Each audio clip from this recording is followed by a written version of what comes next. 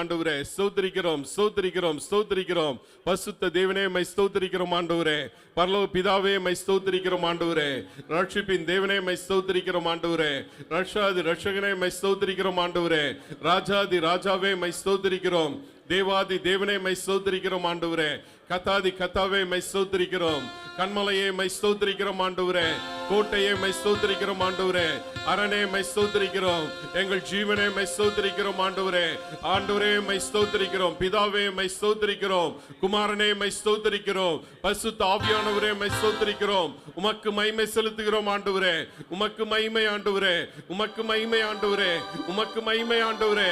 Hallelujah, hallelujah. Lord, I thank you, Father. Wonderful Lord, I thank you. Mighty Lord, I thank you. உமக்கு ஸ்தோத்திரம் ஆண்டவரே. உமக்கு ஸ்தோத்திரம், ஸ்தோத்திரம், ஸ்தோத்திரம் ஆண்டவரே. ஹalleluya. எபேசியர் 5:2 விதமாய் சொல்கிறது, கிறிஸ்து நமக்காக தம்மை தேவனுக்கு சுகந்த வாசனையான காணிக்கையாகவும் பலியாகவும் ஒப்பு கொடுத்து நம்மில் அன்பு கூர்ந்தது போல நீங்களும் அன்பிலே நடந்து கொள்ளுங்கள் என்று சொல்லி ரோமர் 12:1 சொல்கிறது, இப்படி இருக்க சகோதரரே, நீங்கள் உங்கள் சரீரங்களை பரிசுத்தமும் தேவனுக்கு பிரியமான ஜீவ பலியாய் ஒப்பு கொடுக்க வேண்டும் என்று தேவனுடைய இரக்கங்களை முன்னிட்டு உங்களை வேண்டிக் கொள்கிறேன். இதுவே நீங்கள் செய்யத்தக்க புத்தியுள்ள ஆராதனை என்று சொல்லி இந்த காலை வேளையில ஒரு புத்தியுள்ள ஆராதனை செய்யும்படியாக இந்த இடத்துல கடந்து வந்திருக்கிறோம். நம்முடைய சூழ்நிலைகள் எல்லாவற்றையும் ஒதுக்கி வைத்துவிட்டு தேவ சமூகத்தில் வந்திருக்கிறனா இந்த வேளையிலும் தேவ சமூகத்தில் நம்மை அர்ப்பணிப்போமா? ஆண்டவரே, நாங்களும் எங்களை சமூகத்தில் அப்பா என்னை முழுவதும் அர்ப்பணித்து என்று சொல்லி தேவ சமூகத்தில் நம்ம அர்ப்பணிப்போம். கோயர் இந்த பல்லவி பாடுகிற போது சபை நாம் தேவ சமூகத்தில் நம்ம ஒப்பு கொடுப்போம்.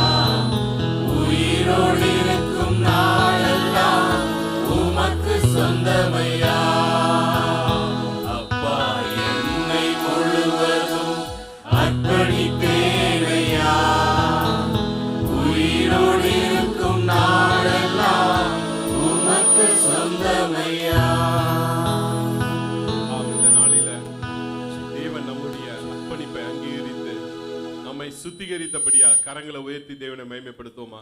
எல்லாரும் வாயில திறந்து, ஆண்டவரே உமக்கு ஸ்தோத்திரம். ஆண்டவரே, இந்த ஆராதனைக்கு எங்களை கூட்டி கொண்டு வந்தீங்க, உமக்கு ஸ்தோத்திரம். ஆராதனைக்கு ஏற்ற ஒரு பாத்திரமா எங்களை மாற்றினீங்க ஆண்டவரே. எங்களை கழுவினீங்க, எங்களை சுத்திகரித்தீங்க, உமக்கு ஸ்தோத்திரம் ஆண்டவரே. உமக்கு ஸ்தோத்திரம், ஸ்தோத்திரம். இந்த நாளின் ஆராதனைக்க சகோதரர் ஜேசுதாஸ் அவர்கள் ஜெபிக்கும்படியா கேட்கிறேன். நல்ல ஆண்டவரே, இந்த ஓய்வு நாளுக்காக கூட நன்றி செலுத்துகிறோம் ஆண்டவரே. ஒரு கூட்டமாக கூடி உண்மை ஆராதிக்கும்படியாக கர்த்தர் பார்க்கின எல்லா நன்மைகளுக்காக நன்றி செலுத்துகிறோம். ஒரு கூட ஆண்டவரை எங்களை தகுதிப்படுத்தணுமா செபிக்கிறோம். ஆவியோடும் உண்மையோடும் தொழுது முன்னோடியாக தேவன் உதவி செய்யணுமா செபிக்கிறோம். குற்றங்கள் குறைகள் மீறுதலை கர்த்தர் மன்னிக்கணுமா செபிக்கிறோம். ஒரு புத்தியுள்ள ஆராதனை செய்யும்படியாக ஆண்டவரை எங்களுக்கு உதவி செய்யுங்கப்பா. தொடக்கம் முதல் இறுதி வரை உங்களுடைய பிரச்சனை எங்களோடு வரணுமா செபிக்கிறோம். ஆராதனை நடத்துகிற செய்தி கொடுக்கிற நம்முடைய தாசுகளை மறைத்து நீர் வழிபடணுமா செபிக்கிறோம். எங்களை தாழ்த்து ஒப்புடுகிறோம். இயேசுவின் நல்ல பிதாவே, ஆமென். ஆமென். ஹல்லேலூயா, ஹல்லேலூயா, ஹல்லேலூயா. நான் வழக்கமா ஒரு கேள்வி கேட்பேன், சந்தோஷமா இருக்கீங்களான்னு. ஆனா இன்னைக்கு அதை கேட்க விருப்பப்படல. பயம் இல்லாம இருக்கிறீங்களா? ஹல்லேலூயா, ஹல்லேலூயா. எவ்வளோ சூழ்நிலைகள் நம்மளை சுற்றி இருக்கு. இந்த வேளையிலும் நம்முடைய விசுவாசத்தை உறுதி செய்யத்தக்கதாக நாம் எல்லாரும் எழுந்திருந்து சங்கீதம் 91 எல்லாரும் நாம சேர்ந்து வாசிக்க போகிறோம். இதன் முடிவில் சகோதரி ஜோதி அவங்க நமக்காக ஜெபிப்பாங்க. அவங்க கையில் அந்த மைக் கொடுக்கும்படியா கேட்கிறேன். சகோதரி ஜோதி அவங்கள சங்கீதம் 91 நம்ம எல்லாரும் திருப்பிக் கொள்வோம். முழுவதையும் சேர்ந்து நம்ம எல்லாரும் வாசிக்க போகிறோம். உன்னதமானவரின் மறைவில் இருக்கிறவன் சர்வ வல்லவருடைய நிழலில் தங்குவான்.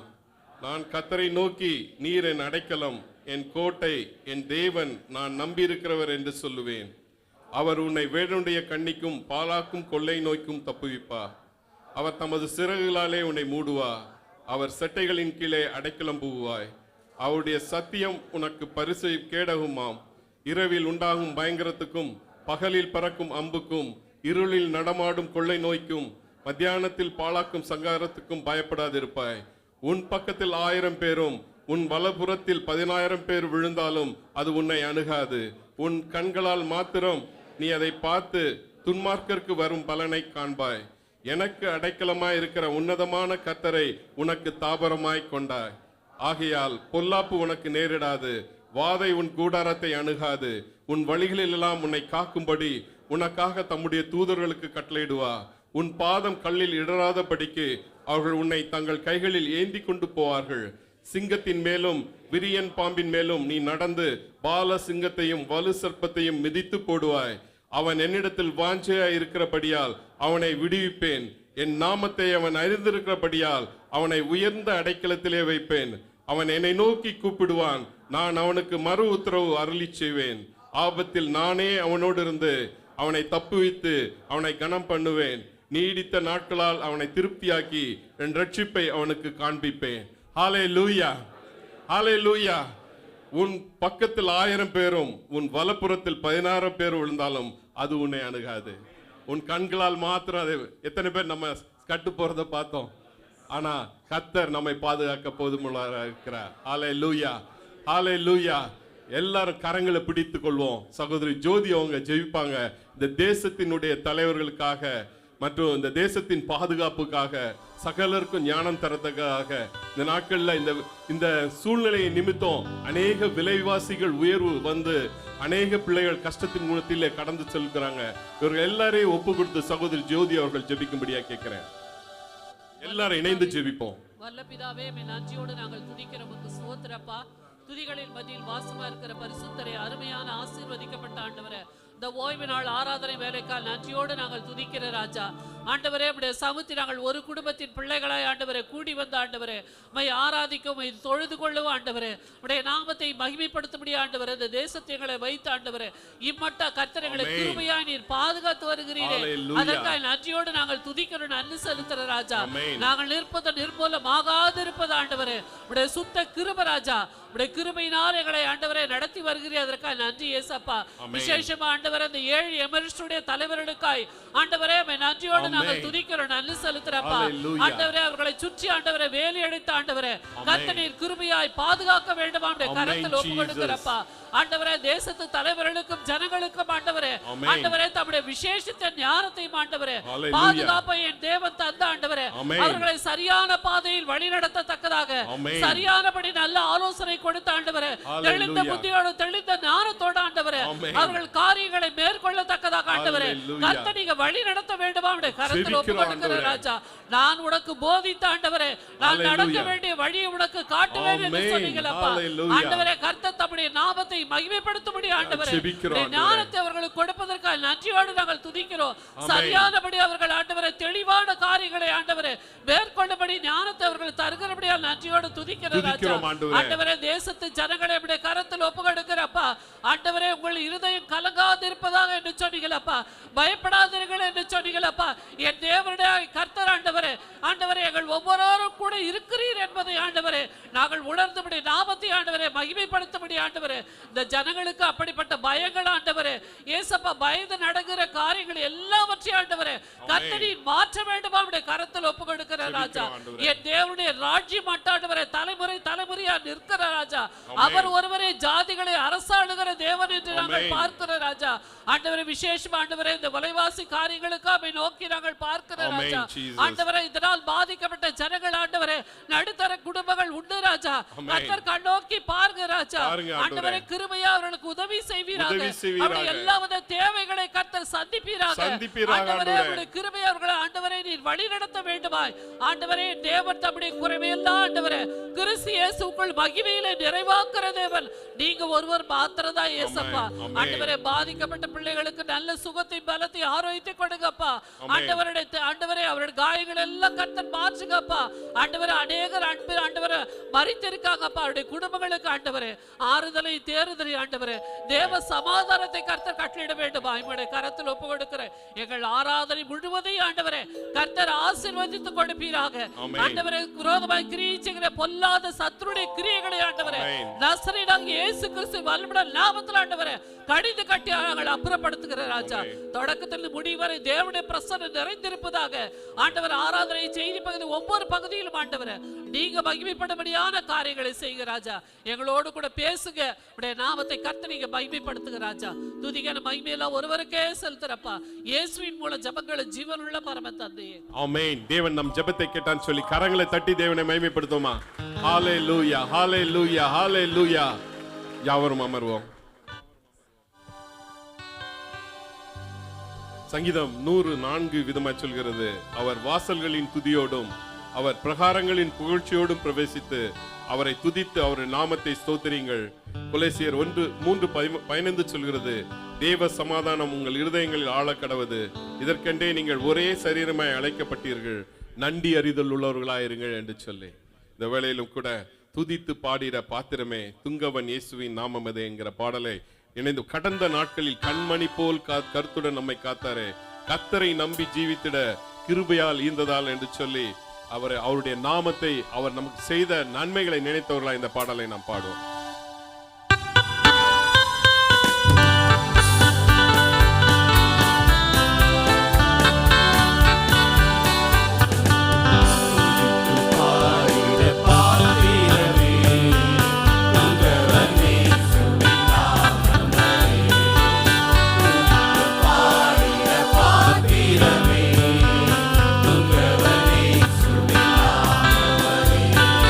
துதிகளின் மத்தியில்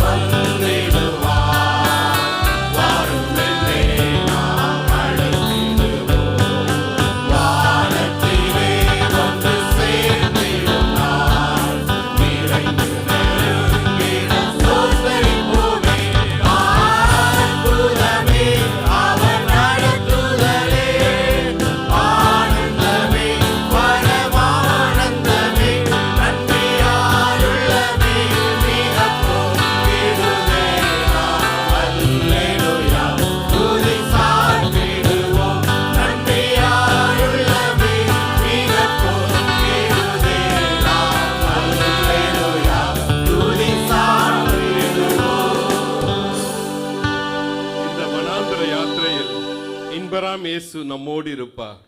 போகையிலும் நம் வருகையிலும் புகலிடமானதால் ஸ்தோத்திரிப்போமே. ஆமென். நம்முடைய சூழ்நிலைகள் ஒரு அனாந்தர சூழ்நிலையா இருந்தாலும் சரி, அல்லது அக்னியூடாய் நடக்கக்கூடிய ஒரு சூழ்நிலையா இருந்தாலும் சரி, நம்முடைய தேவன் நம்மோடு உண்டு. ஆமென். கரங்களை உயர்த்தி தேவனை மகிமைப்படுத்துவோமா? ஆண்டவரே உமக்கு ஸ்தோத்திரம். எந்த சூழ்நிலையிலும் எங்களோடு கூட இருக்கிற எங்கள் தேவனாய் இருக்கிறீர் ஆண்டவரே. உமக்கு ஸ்தோத்திரம் ஆண்டவரே. உமக்கு ஸ்தோத்திரம், ஸ்தோத்திரம், ஸ்தோத்திரம் ஆண்டவரே. ஹல்லேலூயா. 2 நாளாகமத்துல ஒரு வேத பகுதிகள் உண்டு. யோசபாத்து சொல்லக்கூடிய ஒரு காரியம், அதை நான் வாசிக்கிறேன். பின்பு அவன் ஜனத்தோட ஆலோசனை பண்ணி பரிசுத்தமுள்ள மகத்துவரை துதிக்கவும் ஆயுதம் அணிந்தவர்களுக்கு முன்பாக நடந்து போய் கர்த்தரை துதியுங்கள், அவர் கிருபை என்றும் உள்ளது, கர்த்தரை பாடவும் பாடகரை நிறுத்தினார். அவர்கள் பாடி துதி செய்ய தொடங்கிய போது யூதாவுக்கு விரோதமாய் வந்து பதிவிருந்த அம்மோன் புத்திரரையும் மோவாபியரையும் சேயீர் மலை தேசத்தாரையும் ஒருவருக்கு விரோதமாக ஒருவரை கர்த்தர் எழும்ப பண்ணியதனால் அவர்கள் வெட்டுண்டு விழுந்தார்கள். ஆமென். ஹல்லேலூயா. நாம் செய்ய வேண்டிய காரியம் சூழ்நிலையை பார்த்து பயந்து நடுங்கி கொண்டிருக்க வேண்டியதல்ல. நாம் தேவனை துதிக்க செய்கிற போது சூழ்நிலைகளை மாற்ற நம் தேவன் போதுமானவராக இருக்கிறார். அன்றும் செய்த தேவன் இன்றும் செய்ய அவர் போதுமானவர். எத்தனை பேர் விசுவாசிக்கிறீங்க? ஹல்லேலூயா, ஹல்லேலூயா. இந்த வேளையிலும் கூட நீரே என் பலன், நீரே என் அடைக்கலம், ஆபத்து காலத்தில் என் துணை, சுற்றி நின்று என்னை காக்கும் கண்மலை. விசுவாசத்தவர்களாய் ஆமாண்டவரே நீர் எங்கள் துணையா இருக்கிறீர் என்று சொல்லி இந்த பாடலை விசுவாச அறிக்கை செய்தவர்களாய் பாடுவோம்.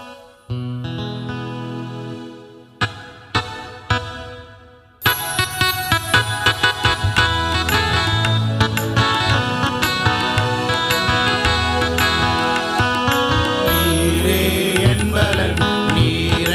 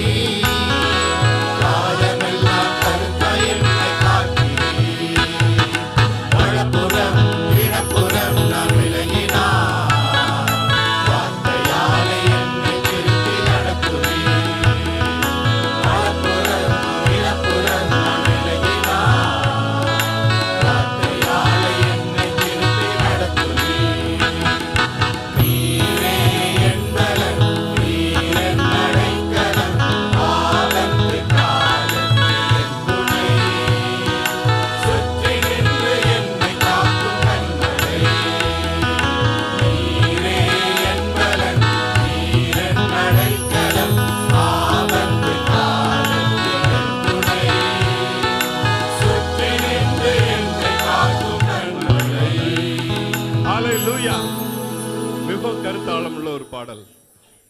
இந்த பாடலின் முதல் வரி விதமா சொல்கிறது, யாக்கோபின் தேவன் என் அடைக்கலம், யெகோவா தேவனே என் பலன், கலக்கமில்லை பயங்கள் இல்லை வாழ்விலே, நான் இருப்பதோ கர்த்தரின் கரத்தில். எத்தனை பேர் விசுவாசிக்கிறீங்க? ஹல்லேலூயா, ஹல்லேலூயா. கர்த்தருடைய கரத்துல நாம் இருக்கிறதுனால பயப்படவோ கலங்கவோ தேவையில்லை. ஆமென். எத்தனையோ சூழ்நிலைகள் நம்ம சுத்தி நடக்கும், நாம பார்ப்போம். நாம கடந்த ஃபாஸ்டிங் பேர்ல போதகர் சொன்னது போல, படகு இருந்தா அதுல அலைகள் மோதி அடிக்கதான் செய்யும். ஆனா நம்முடைய படகுல கிறிஸ்து இருந்தா நமக்கு பாதுகாப்பு, நம்முடைய படகு மூழ்கி போகாது. ஆமென். ஹல்லேலூயா. இந்த அரியை நாம் மறுபடியும் இதயத்தின் ஆழத்திலிருந்து நன்றியுள்ள இதயத்தோடு கூட ஆண்டவர்கிட்ட அறிக்கை செய்வோம். நம்ம இந்த விசுவாசம்ன்றது அறிக்கை பண்றதுல தான் இருக்கு. அதை சொல்றோம் நம்ம, நீரே என் பலன், நீரே அடைக்கலம், கலக்கம் இல்லை பயங்கள் இல்லை என் வாழ்விலே, நான் இருப்பதோ கர்த்தரின் கரத்திலே. ஹல்லேலூயா. பக்கத்துல இருக்கிறவங்க கரத்தை பிடிச்சு சொல்லுங்க, நாம் இருப்பது கர்த்தரின் கரத்திலே. ஆமென். ஹல்லேலூயா. எதுக்கும் பயப்பட வேண்டிய அவசியம் இல்லை. ஹல்லேலூயா, ஹல்லேலூயா.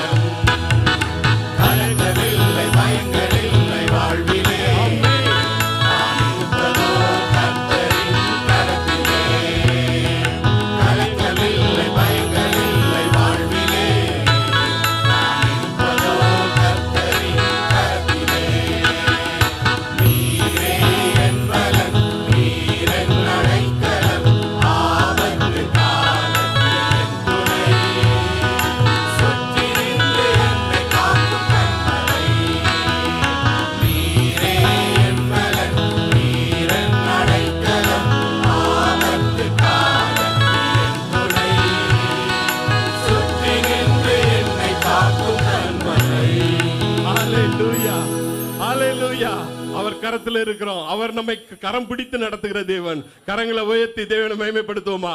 ஆண்டவரே உமக்கு ஸ்தோத்திரம். ஆண்டவரே எங்கள் சூழ்நிலையில நீர் எங்களோடு கூட நடக்கிற தேவன். ஆண்டவரே எங்களை தோளில் சுமக்கிற தேவன், எங்களை காக்கிற தேவன். ஆண்டவரே உமக்கு ஸ்தோத்திரம். ஆண்டவரே உமக்கு ஸ்தோத்திரம்.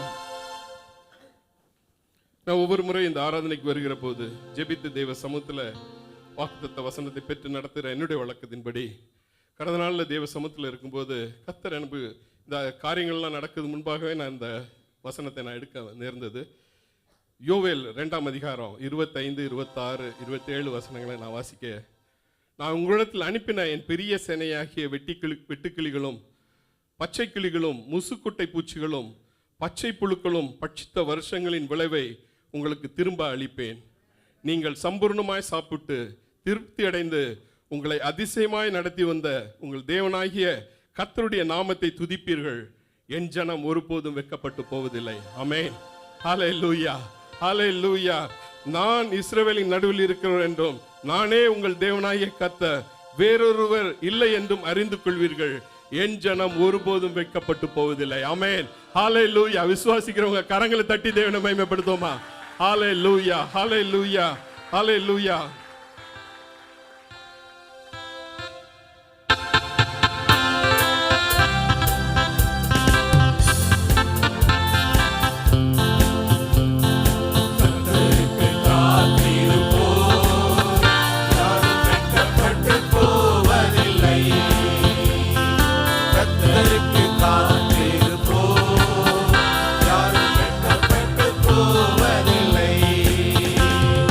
துன்பங்கள்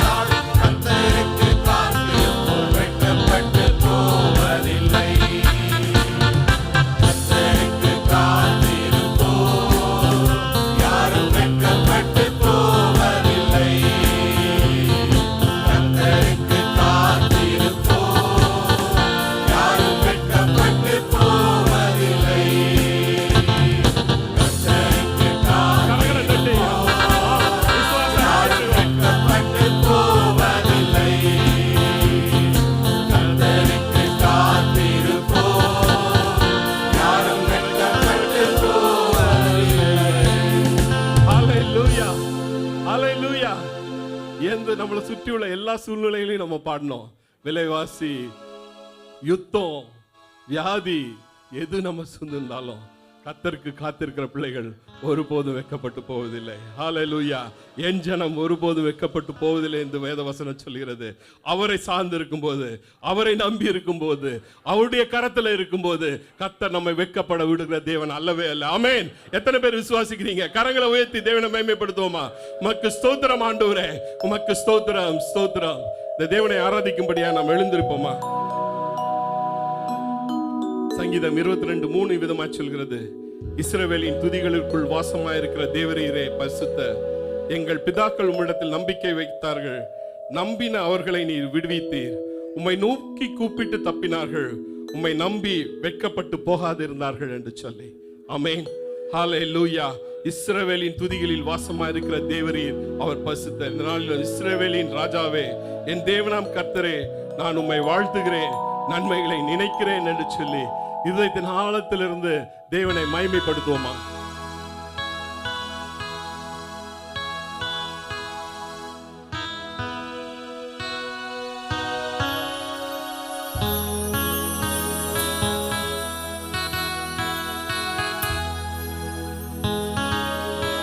இஸ்ரவேலின் ராஜாவே,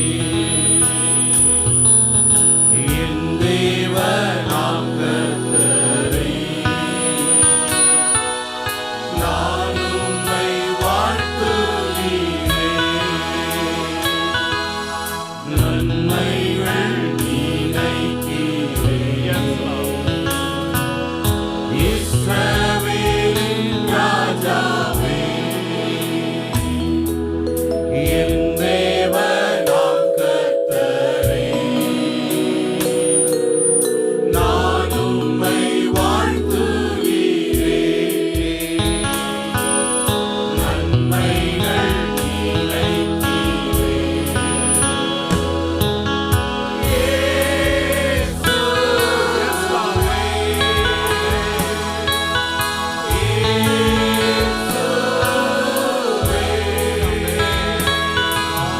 இயேசுவே,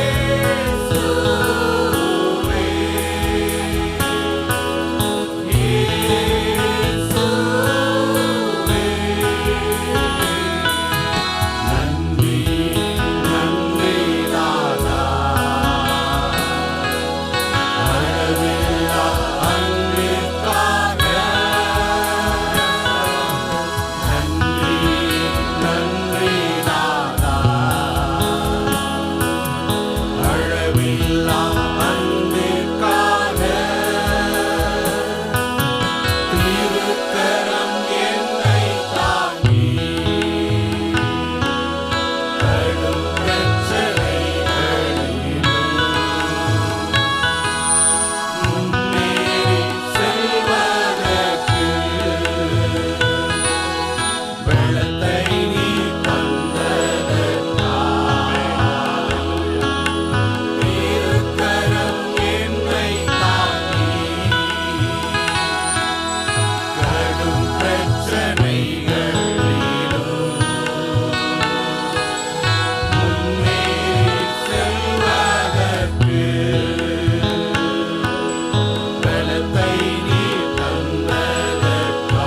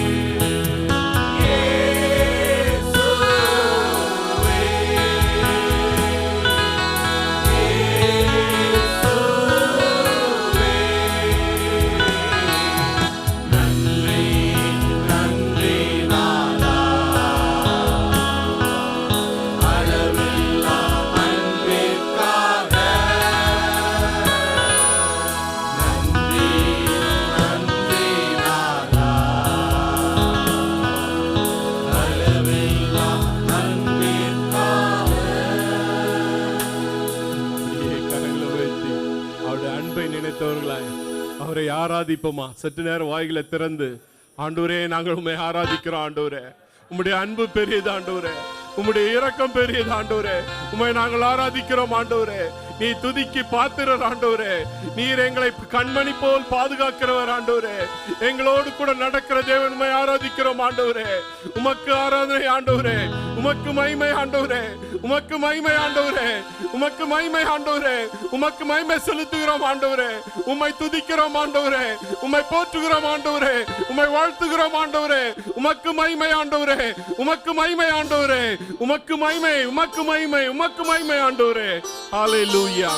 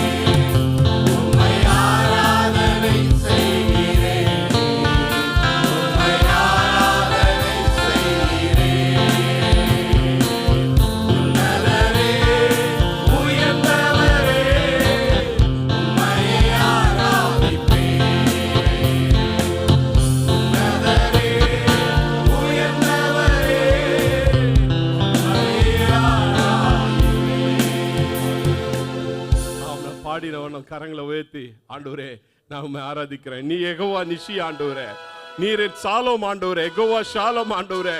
ஹalleluya ஹalleluya ஹalleluya. தேவனை உயர்த்துவோம். ஹalleluya. அவர் உயர்த்துதலுக்கு பாத்திரமுள்ள தேவனா இருக்கிறார்.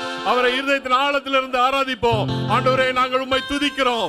எங்கள் பாதுகாவலர் நீர் ஆண்டவரே, எங்களை சுமக்கிற தேவன் நீர் ஆண்டவரே, எங்களை விடுதலை ஆக்குகிற தேவன் நீர் ஆண்டவரே, எங்கள் கண்ணீரை துடைக்கிற தேவன் நீர் ஆண்டவரே, எங்களை விடுதலை ஆக்குகிற தேவன் நீர் ஆண்டவரே, எங்கள் தேவைகளை சந்திக்கிற தேவன் நீர் ஆண்டவரே. ஹalleluya. உம்மை ஆராதிக்கிறோம் ஆண்டவரே, உம்மை மகிமைப்படுத்துகிறோம் ஆண்டவரே, உம்மை நாங்கள் துதிக்கிறோம், போற்றுகிறோம், வாழ்த்துகிறோம். உமக்கு மகிமை ஆண்டவரே, உமக்கு மகிமை மகிமை மகிமை ஆண்டவரே, உமக்கு மகிமையை செலுத்துகிறோம் ஆண்டவரே, உமக்கு மகிமை ஆண்டவரே. ஹalleluya hallelujah hallelujah. Lord, I thank you Father. ஸ்தோத்திரம் ஆண்டவரே, ஸ்தோத்திரிக்கிறோம் அப்பா. இந்த காலை வேளையில உம்மை ஆராதிக்கிறதுக்கு எங்களுக்கு தந்த அந்த ஸ்லாக்கியத்துக்காய் ஸ்தோத்திரம். என் ஜனம் ஒருபோதும் வைக்கப்பட்டு போவதில்லை ஆண்டவரே, நீர் எங்கள் துணையா இருக்கிறீர் ஆண்டவரே. ஆண்டவரே, ஒருவேளை அநேக காரியங்கள் எங்கள் வாழ்க்கையின் ஆசீர்வாதத்தை கெடுத்து கொண்டு இருந்தாலும் நீர் எங்களோடு கூட இருப்பது நிமித்தம் ஆண்டவரே இழந்து போனவர்களை நாங்கள் திரும்ப பெற்றுக்கொள்வோம் ஆண்டவரே. ஆண்டவரே, எங்களை நிலைநிறுத்த நீர் போதுமானவராக இருக்கிறீர். உமக்கு ஸ்தோத்திரம் ஆண்டவரே. இந்த காலை வேளையில் ஆண்டவரே, யாரெல்லாம் துக்கத்தோடு கஷ்டங்களோடு பாடுகளோடு கண்ணீரோடு கடந்து வந்த பிள்ளைகள் வாழ்க்கையில என் தேவன் அற்புதத்தை செய்ததுக்காய் ஸ்தோத்திரம். அவர் வாழ்க்கையை ஆண்டவரே நீ கட்டுவித்ததுக்காய் ஸ்தோத்திரம், கட்டிலிருந்து கட்டவிழ்த்ததுக்காய் ஸ்தோத்திரம், தேவைகளை சந்தித்ததுக்காய் ஸ்தோத்திரம், கண்ணீரை துடைத்ததுக்காய் ஸ்தோத்திரம், வியாதியிலிருந்து விடுதலை ஆக்கினதுக்காய் ஸ்தோத்திரம் ஆண்டவரே. ஸ்தோத்திரம் ஆண்டவரே. எவ்விதமான எரிகோக்களாய் இருந்தாலும் யோர்தானா இருந்தாலும் செங்கடலை கடக்க என் தேவன் பலன் தந்தீர், அதற்காய் ஸ்தோத்திரம். ஒவ்வொருவரோடும் கிருபையின் கரம் கூட இருக்கும்படியாய் ஜெபிக்கிறோம். இயேசுவின் ரத்தத்தை பூசி ஜெபிக்கிற ஆண்டவரே, இந்த காலை வேளையில அவர்கள் ஜெயமுள்ளவர்களாய் மாற்றினபடியா உமக்கு ஸ்தோத்திரம். ஒவ்வொருவரையும் ஜெயாலியாய் மாற்றினீங்க, பயங்களை நீக்கி போட்டீங்க ஆண்டவரே, தைரியத்தை கட்டளையிட்டீங்க. கர்த்தர் எங்களோடு கூட இருக்கிறார், கர்த்தர் எங்கள் துணை என்று சொல்லி ஆண்டவரை அறிக்கை செய்ய தேவன் கிருபை செய்தீங்க. உமக்கு ஸ்தோத்திரம். மீதியான நேரத்தை என் தேவன் பொறுப்படுத்திக் கொள்ளும்படியாய் ஜெபிக்கிறோம். இயேசு நாம் ஜெபிக்கிறோம் நல்ல பிதாவே. ஆமென் ஆமென். ஹalleluya. நல்ல சத்தமா சொல்லலாமே, ஹalleluya. கர்த்தர் நாமம் மகிமைப்படட்டும். ஆமென். கர்த்தர் நல்லவர். ஆமென். கர்த்தர் நல்லவர். ஆமென். கர்த்தருக்கு மகிமை உண்டாவதாக. அருகாமையில கரங்களை கொடுத்து சொல்லுங்க, ஆண்டவர் எனக்கு நல்லவராய் இருந்தார், உங்களுக்கு நல்லவராய் இருந்தாரா? ஸ்தோத்திரம். ஹalleluya. மேல இருக்கிற ஸ்தோத்திரம் சென்ட் ஜேம்ஸ் அண்ட் ஜான் ஹாலிலும் இருக்கிற நம்முடைய விசுவாசிகளும் அதை செய்ய அன்பாய் கேட்டுக்கொள்கிறோம். ஆண்டவர் நாமம் மகிமைப்படுவதாக. ஹalleluya. கர்த்தருக்கு மகிமை உண்டாவதாக. இந்த நாட்டிலே நம்ம ஸ்தோத்திரம் இங்கு கூடி வருவதற்கு தேவன் நமக்கு கிருபை தந்தார். ஸ்தோத்திரம். நம்ம மானிட்டரில் கொஞ்சம் சவுண்ட் வச்சாங்க. தேவன் நமக்கு கூடி வருவதற்கு உதவி செய்தார். கர்த்தருக்கு மகிமை உண்டாவதாக. இந்த நாட்களை குறித்து நமக்கு தெரியும். ஸ்தோத்திரம். இப்படிப்பட்ட சூழ்நிலையிலும் தேவனை ஆராதிக்க ஒரு வாய்ப்பை கர்த்தர் நமக்கு கொடுத்திருக்கிறார். அதற்காக நம் கர்த்தருக்கு நன்றி செலுத்த வேண்டும். ஆமென். கர்த்தருக்கு மகிமை உண்டாவதாக. தொடர்ந்து இருக்கும் ஆராதனை ஒழுங்குகளை நீங்கள் கவனிக்க அன்பாய் கேட்டுக்கொள்கிறோம். ஸ்தோத்திரம். மேலேயும் நம்முடைய விசுவாசிகள் மேலேயும் நீங்கள் அமர்ந்திருக்கிறீர்கள், உங்களுக்காகவும் ஆண்டருக்கு நன்றி செலுத்துகிறோம். இன்றைய தினம் ஸ்தோத்திரம் இன்டர்நேஷ்னல் விமன்ஸ் டே. நம்முடைய சபையில் இருக்கிறதான எல்லா சகோதரிகளையும் இயேசு கிறிஸ்து நாமத்தினால வாழ்த்துகிறோம், வரவேற்கிறோம். கர்த்தர் உங்களை ஆசீர்வதிப்பாராக. கர்த்தர் நாமம் மகிமைப்படட்டும். ஆமென். கர்த்தருக்கு மகிமையுண்டதாக. நல்ல சகோதரிகளை ஆண்டவர் நமக்கு கொடுத்திருக்கிறார், பெண்களை ஆண்டவர் நமக்கு கொடுத்திருக்கிறார். நம்முடைய சபைக்கு ஆசீர்வாதமாக ஜெபிப்பதற்கு, குடும்பத்தை நடத்தி செல்வதற்கு ஸ்தோத்திரம் பல காரியங்களில் அவருடைய உதவி நமக்கு ஆசீர்வாதமாக இருக்கிறது. ஆகவே கரங்களை உயர்த்தி தேவநாமத்தை மகிமைப்படுத்தி, ஆண்டவரே உமக்கு நன்றி என்று சொல்லி, ஆண்டவரே உம்முடைய நாமத்தை மகிமைப்படுத்துகிறோம். எங்கள் சபைக்கு கொடுத்திருக்கும் நல்ல சகோதரிகளுக்காக, பெண்களுக்காக நன்றி செலுத்துகிறோம். தொடர்ந்து இந்த ஊழியத்தின் ஆசீர்வாதத்திற்காக அவர்கள் செயல்பட, ஜெபிக்க, உழைக்க, ஒத்துழைக்க தேவன் கிருபை தரும்படியாக ஜெபிக்கிறோம், ஆசீர்வதிக்கிறோம். ஒரு வார்த்தை சொல்லுங்க பார்க்கலாம். ஆசீர்வதிக்கிற ராஜா. ஆண்டவரே உம்முடைய நாமத்தினாலே ஆசீர்வதிக்கிறோம்ப்பா. நல்ல பலன், சுக பலன், ஆரோக்கியத்தை கர்த்தர் கொடுத்து வழி நடத்துங்க, பாதுகாப்பை கொடுங்க, வேலை ஸ்தலங்களில் பாதுகாப்பை கர்த்தர் கொடுங்க, கையின் பிரயாசங்களை ஆசீர்வதிங்க. புத்தியுள்ள ஸ்திரீயாய் தன் வீட்டை கட்டுகிறதை மாத்திரமல்ல, ஆண்டவரே ஸ்தோத்திரம், ஹல்லேலூயா. ஆண்டவரே எங்களோடு இணைந்து ஊழியத்தை கட்ட தேவன் கிருபை தரும்படியாக ஜெபிக்கிறோம் இயேசுவின் நாமத்தில். ஆமென். ஹல்லேலூயா. கர்த்தருக்கு மகிமை உண்டாவதாக. தொடர்ந்து வியாழக்கிழமை நமக்கு 8:30 மணிக்கு அன்றைய தின ஆராதனை நமக்கு இருக்கும். மாலை ஆராதனை 8:30 இருக்கும். சிலுவை பாவம் மற்றும் சாத்தானின் மீதான வெற்றி என்று சொல்லி கொலோசியர் 2வது அதிகாரத்தின் 14-15 வசனங்களிலிருந்து அன்றைய தின தியானம் நமக்கு இருக்கும். அதைத் தொடர்ந்து சனிக்கிழமை உபவாச ஜெபம் காலை 10 மணிக்கு சென்ட் ஜேம்ஸ் அண்ட் ஜான் ஹாலில் நடைபெறும். ஸ்தோத்திரம். வழக்கமாக முதல் வாரத்தில் கம்யூனியன் சர்வீஸ் இருக்கும். ஆனால் இப்பொழுது காலத்தின் சூழ்நிலை நிமித்தமாக அடுத்த வாரத்தில் வைப்பதற்கு திட்டமிடுகிறோம். திருமுழுக்கு ஞானஸ்நானம் எடுத்தவர்கள் அதில் பங்கு பெற அன்பாய் கேட்டுக்கொள்கிறோம். அதே போலவே ஸ்தோத்திரம் அன்றைய தினத்திலும் நமக்கு சகோதர சகோதரிகள் கூடுகை இருக்கும். இந்த வருகிற வாரத்தில் எதை குறித்து மேன்மை பாராட்டுகிறோம், what are we posting for என்ற தலைப்பில் சகோதர சகோதரிகள் கூடுகையும் நமக்கு இருக்கும். கர்த்தர் நாமம் மகிமைப்படுவதாக. அல்லேலூயா. இந்த நாட்களில் நாம் வியாழன், சனி, ஞாயிற்றுக்கிழமை ஆராதனைகளை நடத்துவதற்கு முயற்சி செய்கிறோம். நீங்களும் அதை புரிந்து கொண்டு எங்களோடு சேர்ந்து ஒத்துழைப்பு கொடுக்கிறபடியால் உங்களுக்கு கர்த்தரின் நாமத்தினாலே நன்றிகளை தெரிவிக்கிறோம். ஸ்தோத்திரம். தொடர்ந்து இருக்க நாட்களிலும் அதை செய்வதற்கு முயற்சி செய்கிறோம். ஆனால் நீங்கள் அந்த தகுந்த தகவல்களை வாட்ஸ்அப் குழுவில் நீங்கள் பெற்று அதற்கு ஏற்றாற்போல் எங்களோட ஒத்துழைப்பு கொடுக்க அன்பாய் கேட்டுக்கொள்கிறோம். கர்த்தர் நாமம் மகிமைப்படுவதாக. நம்முடைய சபையினுடைய VBS 16 முதல் 21 என்று சொல்லி அதற்கு பதிவு செய்வதற்கு உங்களை உற்சாகப்படுத்தினோம். அநேகர் பதிவு செய்தீர்கள். ஆனால் சில சூழ்நிலை நிமித்தமாக, இப்பொழுது உள்ள இந்த கால சூழ்நிலை நிமித்தமாக அதை போஸ்ட்பான் செய்வதற்கு திட்டமிட்டு இருக்கிறார்கள். ஆகவே இந்த நாட்களில், இந்த 16 முதல் 21 நாட்களில் நமக்கு VBS இருக்காது. பெற்றோர்கள் நீங்கள் அன்பாய் கவனிக்க கேட்டுக்கொள்கிறோம். கர்த்தர் நாமம் மகிமைப்படுவதாக. மிஷன் ஆஃபரிங் ஜனவரி, பிப்ரவரி, மார்ச் ஆகிய 3 மாதங்களில் மட் என்ற ஸ்தாபனத்திற்கு, மிஷனரி அப் ஹோல்டிங் ட்ரஸ்ட் என்ற ஸ்தாபனத்திற்கு நாம் அதை ஜெபத்தோடு சேகரிக்கிறோம். ஆகவே உற்சாகமாக அந்த ஸ்தாபனத்திற்காக ஜெபித்து நீங்கள் கொடுக்க உங்களை உற்சாகப்படுத்துகிறோம். ஆமென். கர்த்தருக்கு மகிமை உண்டாவதாக. நம்முடைய தேசத்திற்காக, நாம் தங்கும் இந்த தேசத்திற்காக அதிகமாய் ஜெபிக்க வேண்டும். இந்த மிடில் ஈஸ்ட் பகுதிக்காக அதிகமாய் ஜெபிக்க வேண்டும். ஸ்தோத்திரம். உங்கள் தனிப்பட்ட ஜெபத்தில், உங்கள் குடும்ப ஜெபத்தில் நீங்கள் கூடி ஜெபிக்கும் எல்லா நேரத்திலும் அதை நீங்கள் ஏறெடுக்க உங்களை உற்சாகப்படுத்துகிறோம். கர்த்தர் நாமம் மகிமைப்படுவதாக. ஹல்லேலூயா, ஹல்லேலூயா. ஸ்தோத்திரம். கர்த்தருக்கு மகிமை உண்டதாக. நம்முடைய அருமையான பிரதர் துரை அவர்கள் மீட்டிங் காரணமாக இன்று வர முடியாத சூழ்நிலையாக இருக்கிற அப்படினால ஜெபிக்க கேட்டுக்கொண்டார்கள். அதே போலவே பிரதர் அம்மமுத்து அவர்களுக்காக நாம் ஜெபிக்க வேண்டும். ஸ்தோத்திரம். இன்றைக்கு அதிகாலையில் அவர்கள் மருத்துவமனையில் அட்மிட் செய்யப்பட்டு இருக்கிறார்கள். வெண்டிலேட்டரில் வைத்திருக்கிறாங்க. அவர்களுக்காக, அந்த குடும்பத்திற்காக நாம் தொடர்ந்து ஜெபிக்க வேண்டும். தேவன் அவர்களை வழி நடத்தும்படியாக நாம் இணைந்து ஜெபிக்க கர்த்தர் நமக்கு கிருபை தருவாராக. ஆமென். ஹல்லேலூயா. இந்த நாட்களில் ஸ்தோத்திரனுடைய சபையின் குடும்பங்களுக்காக, ஊழியருக்காக நம்ம தொடர்ந்து ஆண்டவருடைய சமூகத்தில் ஜெபத்தில் காத்திருப்போம். தேவன் பெரிய காரியங்களை செய்ய போதுமானவர். ஆமென். ஹல்லேலூயா. ஸ்தோத்திரம். நம்முடைய சபையினுடைய யூடியூப் சேனல் சில தொழில்நுட்ப காரணமாக அதை நாம் தொடர்ந்து இயக்க முடியவில்லை. ஆகவே ஒரு புதிய சேனலை நம்ம போட்டிருக்கிறோம். ஆகவே அது வழக்கமாக அந்த வாட்ஸ்அப்பில் உங்களுக்கு அந்த லிங்க் வரும். நான் நினைக்கிறேன் அது இது இருக்குல்ல, டிஸ்பிளே இருக்குல்ல. ஸ்தோத்திரம். அந்த லிங்க் இருக்கும். அதை நீங்கள் பார்த்து அதை நீங்கள் ஃபாலோ பண்ண அன்பாய் கேட்டுக்கொள்கிறோம். கர்த்தர் நாமம் மகிமைப்படுவதாக. தேவன் நம்முடைய சபைக்கென்று கொடுக்க வேண்டும் என்று இருக்கிற இடத்திற்காகவும் கட்டிடத்திற்காகவும் நாம் தொடர்ந்து ஜெபித்து தேவ சமூகத்தில் நாம் காத்திருக்க கர்த்தர் நமக்கு கிருபை தருவாராக. நாம் ஆண்டவருடைய சமூகத்தில் அருகாமையில் இருக்கிறவங்க கரங்களை பிடித்துக்கொண்டு, ஆண்டவரே ஸ்தோத்திரம், இப்படிப்பட்ட நாட்களிலும் நாங்கள் தொடர்ந்து உம்மை ஆராதிக்க கர்த்தர் எங்களுக்கு சொந்தமான ஒரு இடத்தையும் சபையும் தாருங்கப்பா, கட்டடத்தை தாருங்கன்னு சொல்லி ஆண்டவருடைய சமூகத்தில் ஒரு வார்த்தை சொல்லி ஜெபிப்போமா. ஆண்டவரே ஹல்லேலூயா. எங்கள் வார்த்தைகளை கர்த்தர் உற்று கவனிக்கிறீரே. ஆண்டவரே அதற்கு பதில் தருகிற தெய்வமாக இருக்கிறீரே. ஆண்டவரே நாங்கள் ஜெபிக்கும் பொழுது எங்கள் ஜெபங்களுக்கு கர்த்தருடைய சமூகத்திலிருந்து நிச்சயமாகவே பதில் வரும் என்று நாங்கள் விசுவாசிக்கிறோமே. கர்த்தர் அதை அப்படியே செய்யும்படியாய் ஜெபிக்கிறோம் ராஜா. ஹல்லேலூயா. ஆண்டவரே ஸ்தோத்திரம் அப்பா. துரிதமாக ஆண்டவரே ஹல்லேலூயா இந்த நாட்களில் கர்த்தர் எங்களுக்கு கிருபை பாராட்டும்படியாய், எங்கள் சபைக்கு கிருபை பாராட்டும்படியாய் ஜெபிக்கிறோம். ஆண்டவரே எங்களுக்கு முன்பதாக கர்த்தர் ஆண்டவரே ஏற்படுத்தும் வழிகளை ஆண்டவரே நாங்கள் சுதந்திரத்துக்குள்ள கர்த்தர் கிருபை தாருங்க ராஜா. இந்த காலை நேரத்தில் ஆண்டவரே உம்முடைய சமூகத்தில் ஆண்டவரே துரை பிரதர் காய் ஜெபிக்கிறோம். ஆண்டவரே கர்த்தர் ஆண்டவரே அந்த மீட்டிங் ஆசீர்வதிங்க. அம்மமூத்து பிரதர் காய் ஜெபிக்கிறோம். ஆண்டவரே ஸ்தோத்திரம். ஆஸ்பத்திரியில் இருக்கிற அவர்களை கர்த்தர் தாமே பாதுகாத்து கொண்டு வழிநடத்த முடியாது ஜெபிக்கிறோம். குடும்பத்தாரும் கரத்தில் தருகிறோம். இந்த காலை நேரத்தில் உம்முடைய வார்த்தை காமிடைய சமூகத்தில் வருகிறோம் ராஜா. கர்த்தர் எங்களோடு இடைப்படுங்க ஆண்டவரே.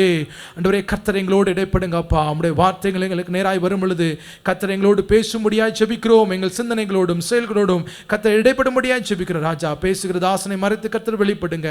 இயேசுவின் நாமத்தில் ஜெபிக்கிறோம் நல்ல பிதாவே. ஆமென்.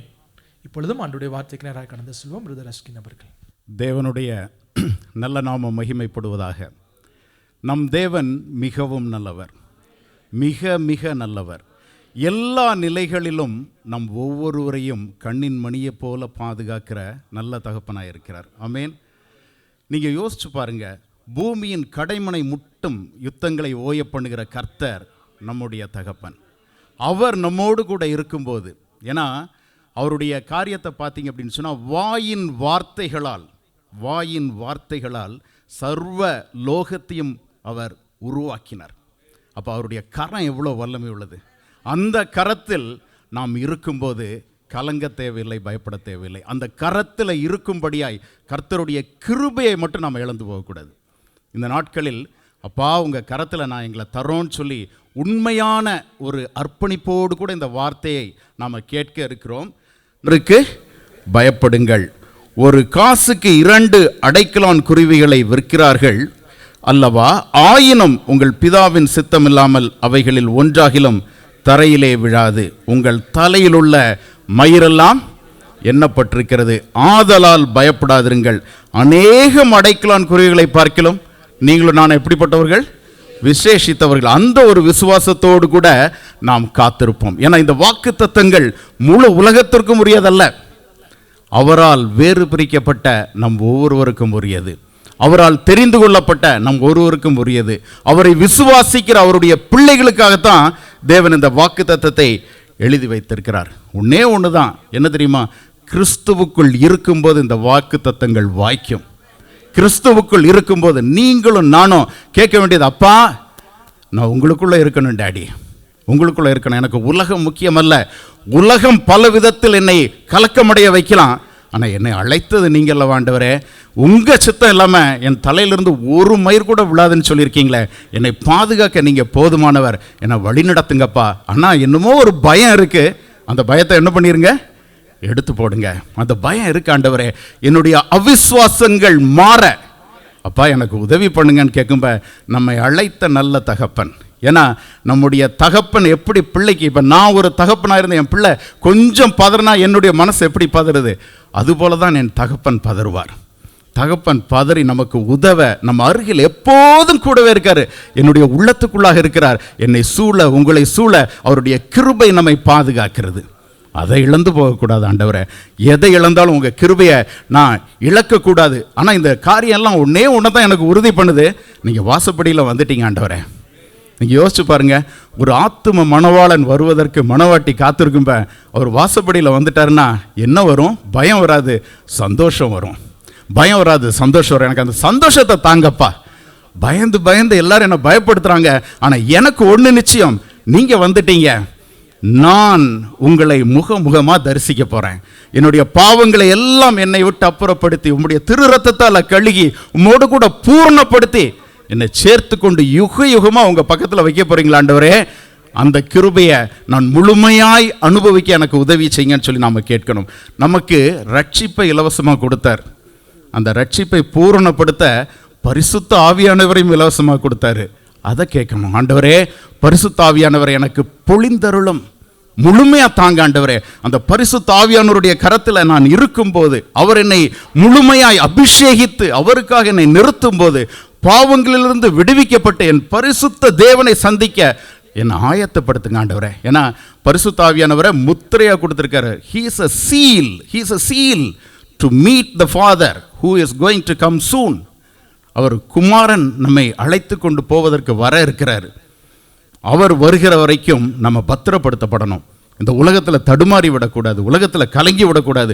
அதுக்காக தான் கர்த்தர் பரிசுத்த ஆவியானவரை கொடுத்து ஒவ்வொரு நாளும் நம்மை உருவாக்கி வருகிறார். அப்போ அந்த பரிசுத்த ஆவியானவருடைய கிருபை எனக்கு வேணும்னு கேட்கணும். நம்ம எல்லாரும் ஒரு விதத்தில் பாக்கியவான்கள். ஏன்னா வேதம் இப்படியாக சொல்கிறது, ரோமர் 4:7-8, எவர்களுடைய அக்கிரமங்கள் மன்னிக்கப்பட்டதோ, எவர்களுடைய பாவங்கள் மூடப்பட்டதோ அவர்கள் பாக்கியவான்கள். எவனுடைய பாவத்தை கர்த்தர் எண்ணாதிருக்கிறாரோ அவன் பாக்கியவான். அப்போ நம்ம பாக்கியவான்கள் தானே.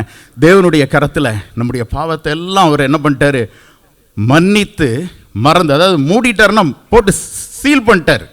இனிமேல் அவர் அதை யோசிக்க போகிறதில்ல. என்னுடைய அக்கிரமத்தை நினையாமல் இருக்காரு. இவ்வளவு கிருபையாக என்னை மீட்டாரே, கடைசி வரையும் என்னை காக்க அவர் போதுமானவராக இருக்கிறார்.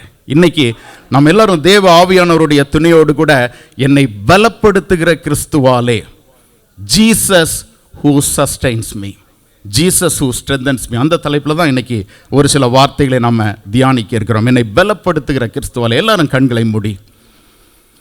எங்களை அதிகமாய் நேசித்து வழிநடத்தி வருகிற நல்ல பிதாவே, இந்த அருமையான ஓய்வு நாளில் ராஜா, உலகம் அநேக காரியங்களை கலங்கிட்டு இருக்கும்ப உம்முடைய அருமையான பிள்ளைகள் உம்முடைய சமூகத்தில் எவ்வளோ வாஞ்சியாக ஓடி வந்திருக்காங்க ஆண்டவரே. இவர்கள் உம்மை வாஞ்சிக்கிறபடியால் தேவன் இவர்களை விடுவிக்க நீர் போதுமானவராக இருக்கிறீர்.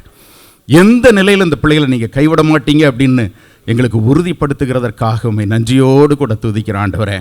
எங்களுடைய பின்னணியும் உமக்கு தெரியும், எங்களுடைய பயங்கள் உமக்கு தெரியும், நாங்கள் வந்திருக்கிற சூழ்நிலை உமக்கு தெரியும். ஒருமையாக ஒரு நாள் எங்களை அனுப்ப மாட்டீங்க ஆண்டவரே. உம்முடைய வார்த்தைகளால், உம்முடைய வசனங்களால் எங்களை தேற்றி அனுப்பும்படியாய் தாழ்மையோடு கேட்குற ஆண்டவரே. எங்களை குறை இருக்குன்னா தயவாக மன்னிங்க ஆண்டவரே. எங்களுடைய இருதயத்தின் தியானமும் கர்த்தாவே, அடியனுடைய வாயின் வார்த்தைகளும் உம்முடைய சமூகத்தில் கட்டாயம் பிரீதியாக இருக்கணும் தகப்பனே. அதுக்கு உதவி பண்ணுங்க. நீங்கள் எங்களில் கிரியை செய்யும்படியாய் விட்டு தருகிறோம். லீதியாளின் அந்த இதயத்தை திறந்த நல்ல தகப்பன் எங்கள் இருதயத்தை திறக்கும்படியாய் கேட்கிறோம். இயேசு என்கிற இணையில்லாத நாமத்தில் ஜெபிக்கிறோம் அன்புள்ள நல்ல பிதாவே, ஆமேன். என்னை பலப்படுத்துகிற கிறிஸ்துவாலே அந்த கிருபையை இழக்காமல் இருக்கத்தக்க ஒரு 3 காரியங்களை நேரம் அனுமதிக்கிறபடி இன்று நாம் கற்றுக்கொள்ள இருக்கிறோம். முதலாவது, என்னை பலப்படுத்துகிற கிறிஸ்துவாலே சோதனைகளை ஜெயிப்பேன். என்னை பலப்படுத்துகிற கிறிஸ்துவாலே சோதனைகளை ஜெயிப்பேன். 1 கொரிந்தியர் 10வது அதிகாரம் 12வது வசனம் 13வது வசனங்கள். இப்படி இருக்க தன்னை நிற்கிறவன் என்று எண்ணுகிறவன் விழாதபடிக்கு எச்சரிக்கையாக இருக்க கடவன். மனுஷருக்கு நேரிடுகிற சோதனையே அல்லாமல் வேறே சோதனை உங்களுக்கு நேரிடவில்லை. தேவன் உண்மையுள்ளவராக இருக்கிறார். உங்கள் திராணிக்கு மேலாக நீங்கள் சோதிக்கப்படுவதற்கு அவர் இடம் கொடாமல் சோதனையை தாங்கத்தக்கதாக சோதனையோடு கூட அதற்கு தப்பிக்கொள்ளும்படியான போக்கையும் உண்டாக்குவார். ஆமேன். இதுதான் கர்த்தர் நமக்கு கொடுத்திருக்கிற ஒரு பெரிய ஒரு விசுவாசம், நம்பிக்கை. நம்ம சோதனையோடு நின்று போகிறதில்ல. அந்த சோதனை மூலமாய் உங்களையும் என்னையும் கர்த்தர் அவருக்குள்ளாக உருவாக்கும்படி விரும்புகிறார். அந்த சோதனையிலிருந்து தப்பிச் செல்கிற வழியை கொடுத்து அவருக்குள்ளாக நாம் கட்டப்படும்படியாக தேவன் விரும்புகிறார். நீங்கள் இயேசு கிறிஸ்துவானவரை பிசாசு சோதித்தப்போ பார்த்தீங்க அப்படின்னு சொன்னால் 3 சோதனைகள் அங்கு காணப்பட்டது. அதில் முதல் 2, நீர் தேவனுடைய குமாரனே ஆனால். அடுத்து 3வது அந்த உலகத்தின் ஆசீர்வாதங்களை காட்டுவான். அதில் பார்த்தீங்கன்னா முதல் 2 இது the spiritual identity of Christ. உங்களுடைய என்னுடைய வாழ்க்கையில் காணப்படக்கூடிய ஆவிக்குரிய அடையாளத்தை கேள்விப்படுத்தக்கூடிய ஒரு சோதனை. 3வது அந்த உலகத்தின் ஐஸ்வர்யம்லாம் தர்றேன்னு சொல்லி அந்த ஐஸ்வர்யத்தினால் வஞ்சிக்க அவன் முயன்றான். நீங்கள் ஒரு காரியத்தை இதில் அறிந்து கொள்ள வேண்டும். நமக்கு சோதனைகள் வரும்போது அது சுயத்தையும் ஆண்டவரையும், நாம் சுயத்தின் பக்கம் நிற்கிறோமா இல்லை உங்களையும் என்னையும் உருவாக்கின தேவன் பக்கம் நிற்கிறோமா? Is it you and yourself or is it the God who created you? இதில் தான் போராட்டமே. நானா இல்லை என்னை உருவாக்கின என் தேவனா? ஏன்னு சொன்னால் சத்ருவானனுடைய திட்டம் எப்பவுமே என்ன தெரியுமா? அந்த சிருஷ்டி கர்த்தாவிலிருந்து நீங்களும் நானும் வெளியே வந்துடணும்னு தான் அவன் பார்ப்பான். அப்போ நாம் இன்றைக்கி இப்படிப்பட்ட சூழ்நிலைகளில் போயிட்டுருக்கும்ப நம்ம ஒன்று செய்ய வேண்டும். எனக்காக சிலுவையிலே தன்னை ஈனக்கோலமாக மறிக்க கொடுத்த என் தேவனை மகிமைப்படுத்தும்படியாய் என்னுடைய சுயத்தை நான் சிலுவையில் அறைந்தே ஆக வேண்டும். என்னுடைய சுயம், ஏன்னா அவர் சொன்னார் தெரியுமா, அனுதினமும் சிலுவையை எடுத்துக்கொண்டு என்னை பின்பற்றி வருகிறவன் தான் எனக்கு சீஷன் சொன்னார். அந்த சீஷத்துவ வாழ்க்கை என்னில் வரணும் தகப்பனே. என்னுடைய சுயம் சிலுவையில் அறையப்பட வேண்டும். It is not me and it is him. It is not me, it is him and him alone. அதை எப்போவுமே நான் முழுமையாக என்னுடைய வாழ்க்கையில் காட்டும்படியாக இந்த நாளில் தீர்மானம் எடுக்கணும். ஏன்னா அநேக வேளைகளில் சத்தியங்கள் நமக்கு தெரியும், சத்தியத்தை குறித்த அறிவு நமக்கு இருக்கும். ஆனால் எடுக்க வேண்டிய தீர்மானங்களில் எங்கேயோ தடுமாறி நாம் நிற்கும்போது தான் பிசாசு அதை நமக்கு எதிராக பயன்படுத்தி வீழ்த்தி விடுகிறான். அப்போ அந்த காரியத்தில் ஒரு தீர்மானம், தகப்பனே என்ன இருந்தாலும் சரி நான் என்ன முன்னிலைப்படுத்த மாட்டேன், என்ன முன்னுக்கு கொண்டு வர மாட்டேன். நீங்கள் தான்ப்பா எனக்காக எல்லாவற்றையும் செய்து முடித்த உம்முடைய நாமத்தை எந்த நிலையிலும் நான் மகிமைப்படுத்துவதற்கு என்னை இழக்க நான் தயாராக இருக்கிறேன். I will crucify myself on cross, not physical death. என்னுடைய சுயம், எனக்குள்ள இருக்கிற ஈகோ, எனக்குள்ள இருக்கக்கூடிய கர்வம், எனக்குள்ள நான் அப்படின்ற ஒரு எண்ணம், அந்த நான் அப்படின்றது நான் அல்ல, என்னில் ஜெயம் கொள்கிறேன் கிறிஸ்துவே. அப்போ அந்த காரியத்தில் ஒரு தீர்மானம் எடுக்கணும். நீங்கள் இதில் பார்த்தீங்க அப்படின்னு சொன்னால் நீதிமொழிகள் 27வது அதிகாரம் 21வது வசனம் சொல்கிறது, வெள்ளிக்கு குகையும் பொன்னுக்கு புடமும் சோதனை, மனுஷனுக்கு அவனுக்கு உண்டாகும் புகழ்ச்சியே சோதனை. ரொம்ப கேர்ஃபுல்லாக இருக்கணும், ரொம்ப கேர்ஃபுல்லாக இருக்கணும். ஏன்னா the praise which come towards you, the praise, உங்களுக்கு வரக்கூடிய புகழ்ச்சி உங்களை எந்த நேரத்தில் என்ன பண்ணிவிடும்? வீழ்த்தி விடும். அப்போ அந்த சோதனையில் நான் தப்பித்து கொள்வதற்கு தேவனுடைய கிருபை எனக்கு அவசியம். அந்த கிருபையில் நான் ஆவியில் முற்றிலுமாக அவருடைய கரத்தில் இருக்கும்போது, ஆவியானவர் வழிநடத்த நான் விட்டு கொடுக்கும்போது, அந்த ஆவியானவருடைய வழிநடத்துதல் இந்த சோதனை எனக்கு ஜெயிக்க வைக்கிறது. இன்றைக்கி வேதத்தின் அடிப்படையில் சவுலுடைய வாழ்க்கையிலிருந்து இந்த காரியத்தை நம்ம ஒரு வித்தியாசமான முறையில் கற்றுக்கொள்ள இருக்கிறோம். ஆவியில் தொடங்கி மாமிசத்தில் முடித்த சவுல். ஏன்னா வேதம் சொல்கிறது, ஆவியில் தொடங்கி நீங்கள் என்ன பண்ணக்கூடாது?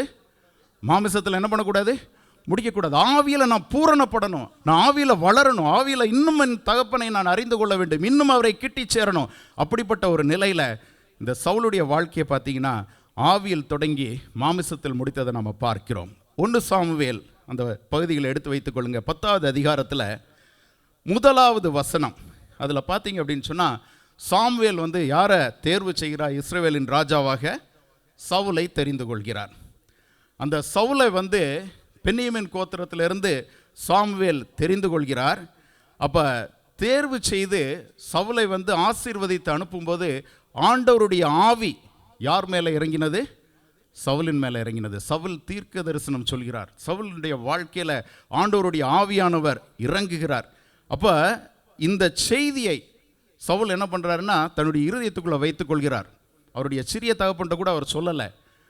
இஸ்ரவேல் ஜனங்களுக்கு சாமுவேல் சொல்கிறாரு, சவுல்ன்ற ஒரு ராஜாவை உங்களுக்கு நான் ஏற்படுத்தியிருக்கேன், அந்த சவுலை நீங்கள் அழைத்துட்டு வாங்கன்னு சொல்லும்போது 1 சாமுவேல் 10வது அதிகாரம் 22வது வசனத்தின் பின்பகுதி சொல்கிறது, இதோ சவுல் தளவாடங்கள் இருக்கிற இடத்தில் ஒளித்து கொண்டிருக்கிறான். யோசிச்சு பாருங்க, அந்த சவுலுடைய துவக்கம் எப்படி இருக்கிறது? சாமுவேல் சவுலை ராஜாவா அபிஷேகிச்சாச்சு, சொல்லியாச்சு, இவர் தான் ராஜான்னு சொல்லியாச்சு. அந்த நிலையில் போய் ஒளித்து கொண்டிருக்கான ஜனங்கள் தேடுறாங்க. பிறகு சவுலை ராஜான்னு அடையாளம் காட்டினப்போ அநேகம் பேர் கொண்டு அவருக்கு வெகுமதிகளை கொடுக்குறாங்க. அப்போ அந்த 10வது அதிகாரம் 27வது வசனத்தில் பார்த்தீங்க அப்படின்னு சொன்னால், பேலியாளின் மக்கள் இவனா ரட்சிக்க போகிறவன் என்று சொல்லி அவனுக்கு காணிக்கை கொண்டு வராமல் அவனை அசட்டை பண்ணினார்கள்.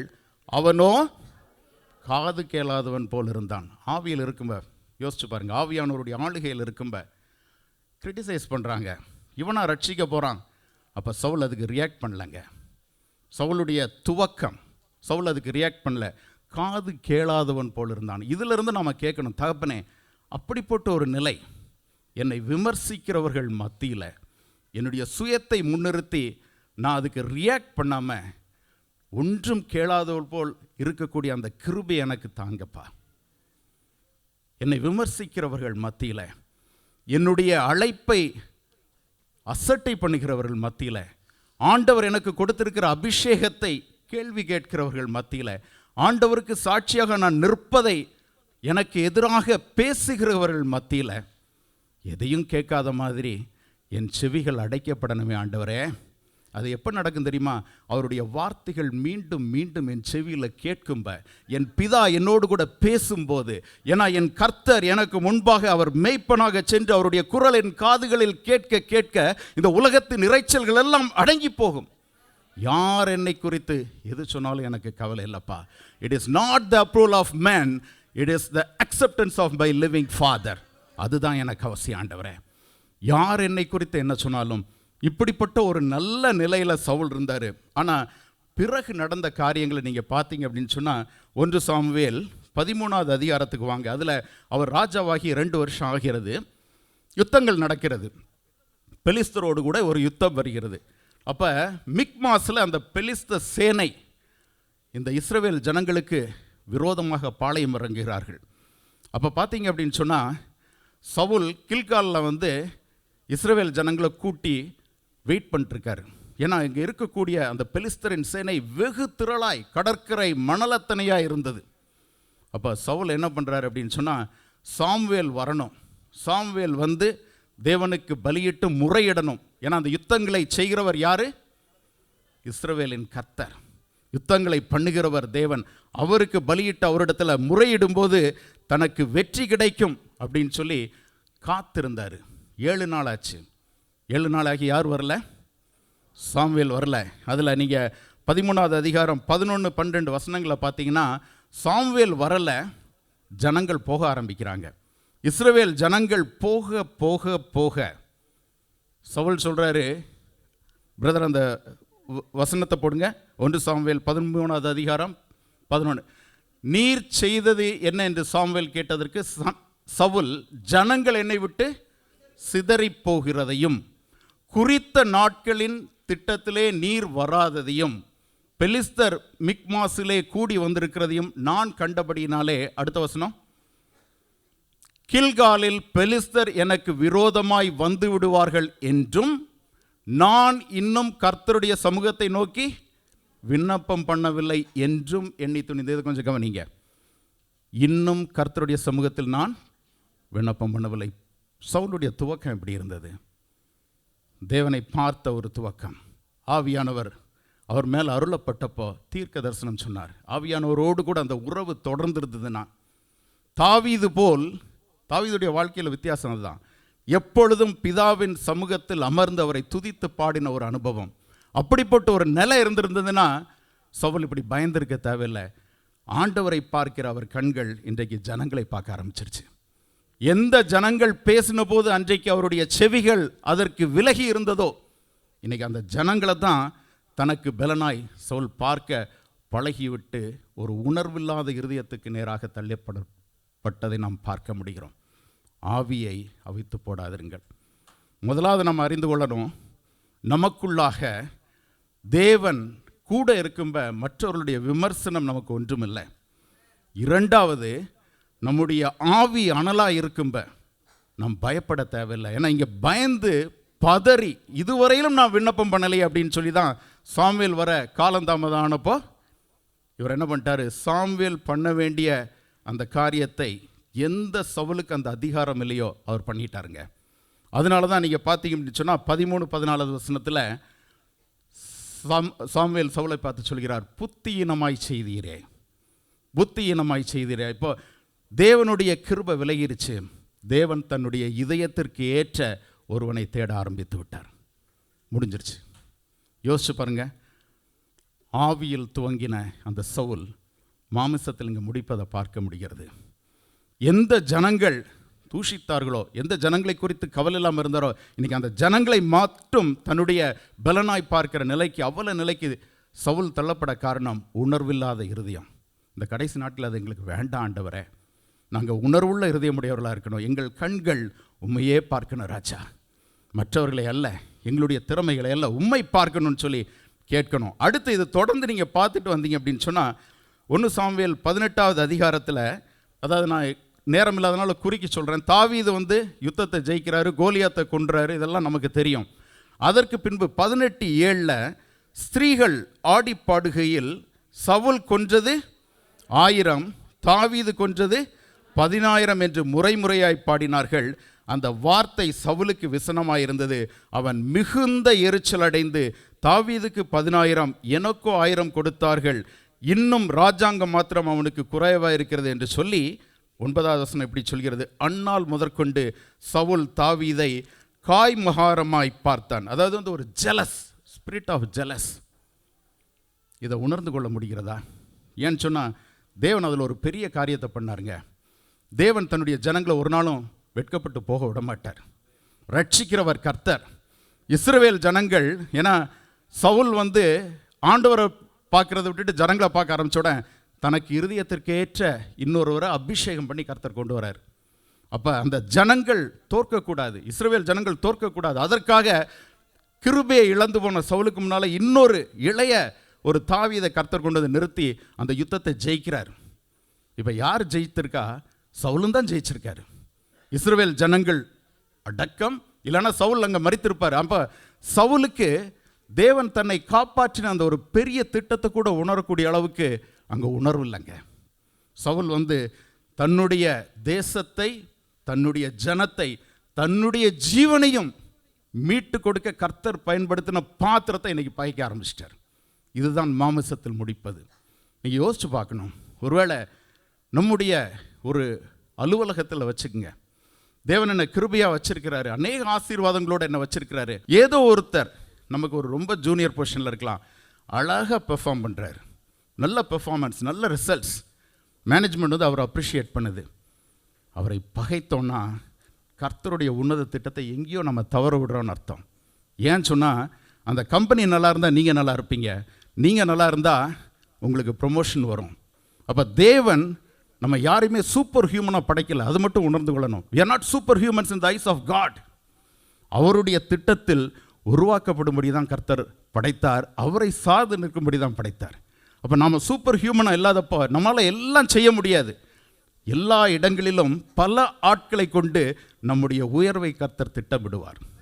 நீங்கள் யோசிச்சு பார்த்தீங்கன்னா, சவுல் கொல்ல நினைத்த தாவீது அவருடைய மருமகன், குடும்பத்தில் உள்ள மகளை கொடுத்த மருமகன். அந்த தாவீதின் மூலமாக தேசம் மீட்கப்பட்டது, சவுலும் மீட்கப்பட்டார். ஜனங்கள் சவுல் ஒன்றும் செய்யலன்னு பாடல, சவுல் கொன்றது 1000 கிரெடிட் கொடுத்தாங்க. ஆனால் இப்போ என்னன்னா, a comparative spirit started working in him. இது நமக்குள்ளே வரக்கூடாது. ஆண்டவரே, நான் இருக்கிற இடத்துல நீங்கள் என்னை உருவாக்குவதை என் கண்கள் பார்க்கும்ப உமக்கு அந்த மகிமையை நான் எல்லா விதத்துலையும் கொடுப்பேன் ஆண்டவரே. அது மற்றவர்கள் மூலமாக இருக்கலாம், ஏன்னா மனித அனுகூலங்களை கொடுத்து கர்த்தர் நம்மை உருவாக்குவார்.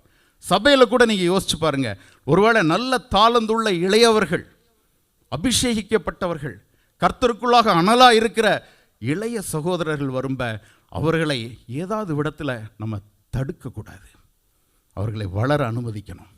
கர்த்தாவே, இந்த சபை வளரும்ப சபையில் உள்ள ஆசீர்வாதங்கள் எங்கள் ஒவ்வொருவரையும் சேருமே ஆண்டவரே. உம்முடைய பிரசன்னம் அற்புதமாக இறங்குமே ஆண்டவரே.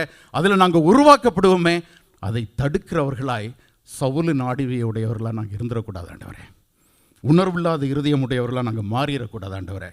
ஒவ்வொரு நாளும் கேட்கணுங்க, எப்படி ஆவியில் துவங்கி இங்கே மாமிசத்தில் சவுல் முடித்து தேவனுடைய அந்த பெரிய உன்னதத்தை நான் ஒருவேளை விசுவாசிக்கிறேன். சவுல் அவருடைய பாதத்தில் போய் கர்த்தாவேன்னு கதறி என்னை மன்னிச்சிருங்க, எனக்கு நீங்கள் வேணும்னு கேட்டால் மன்னிப்பதற்கு நம்ம தேவன் தயப்படுத்தவராக இருக்கிறார்.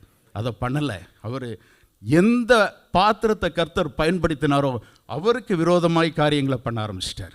அங்கே தான் மாமிசம் மேற்கொண்டது.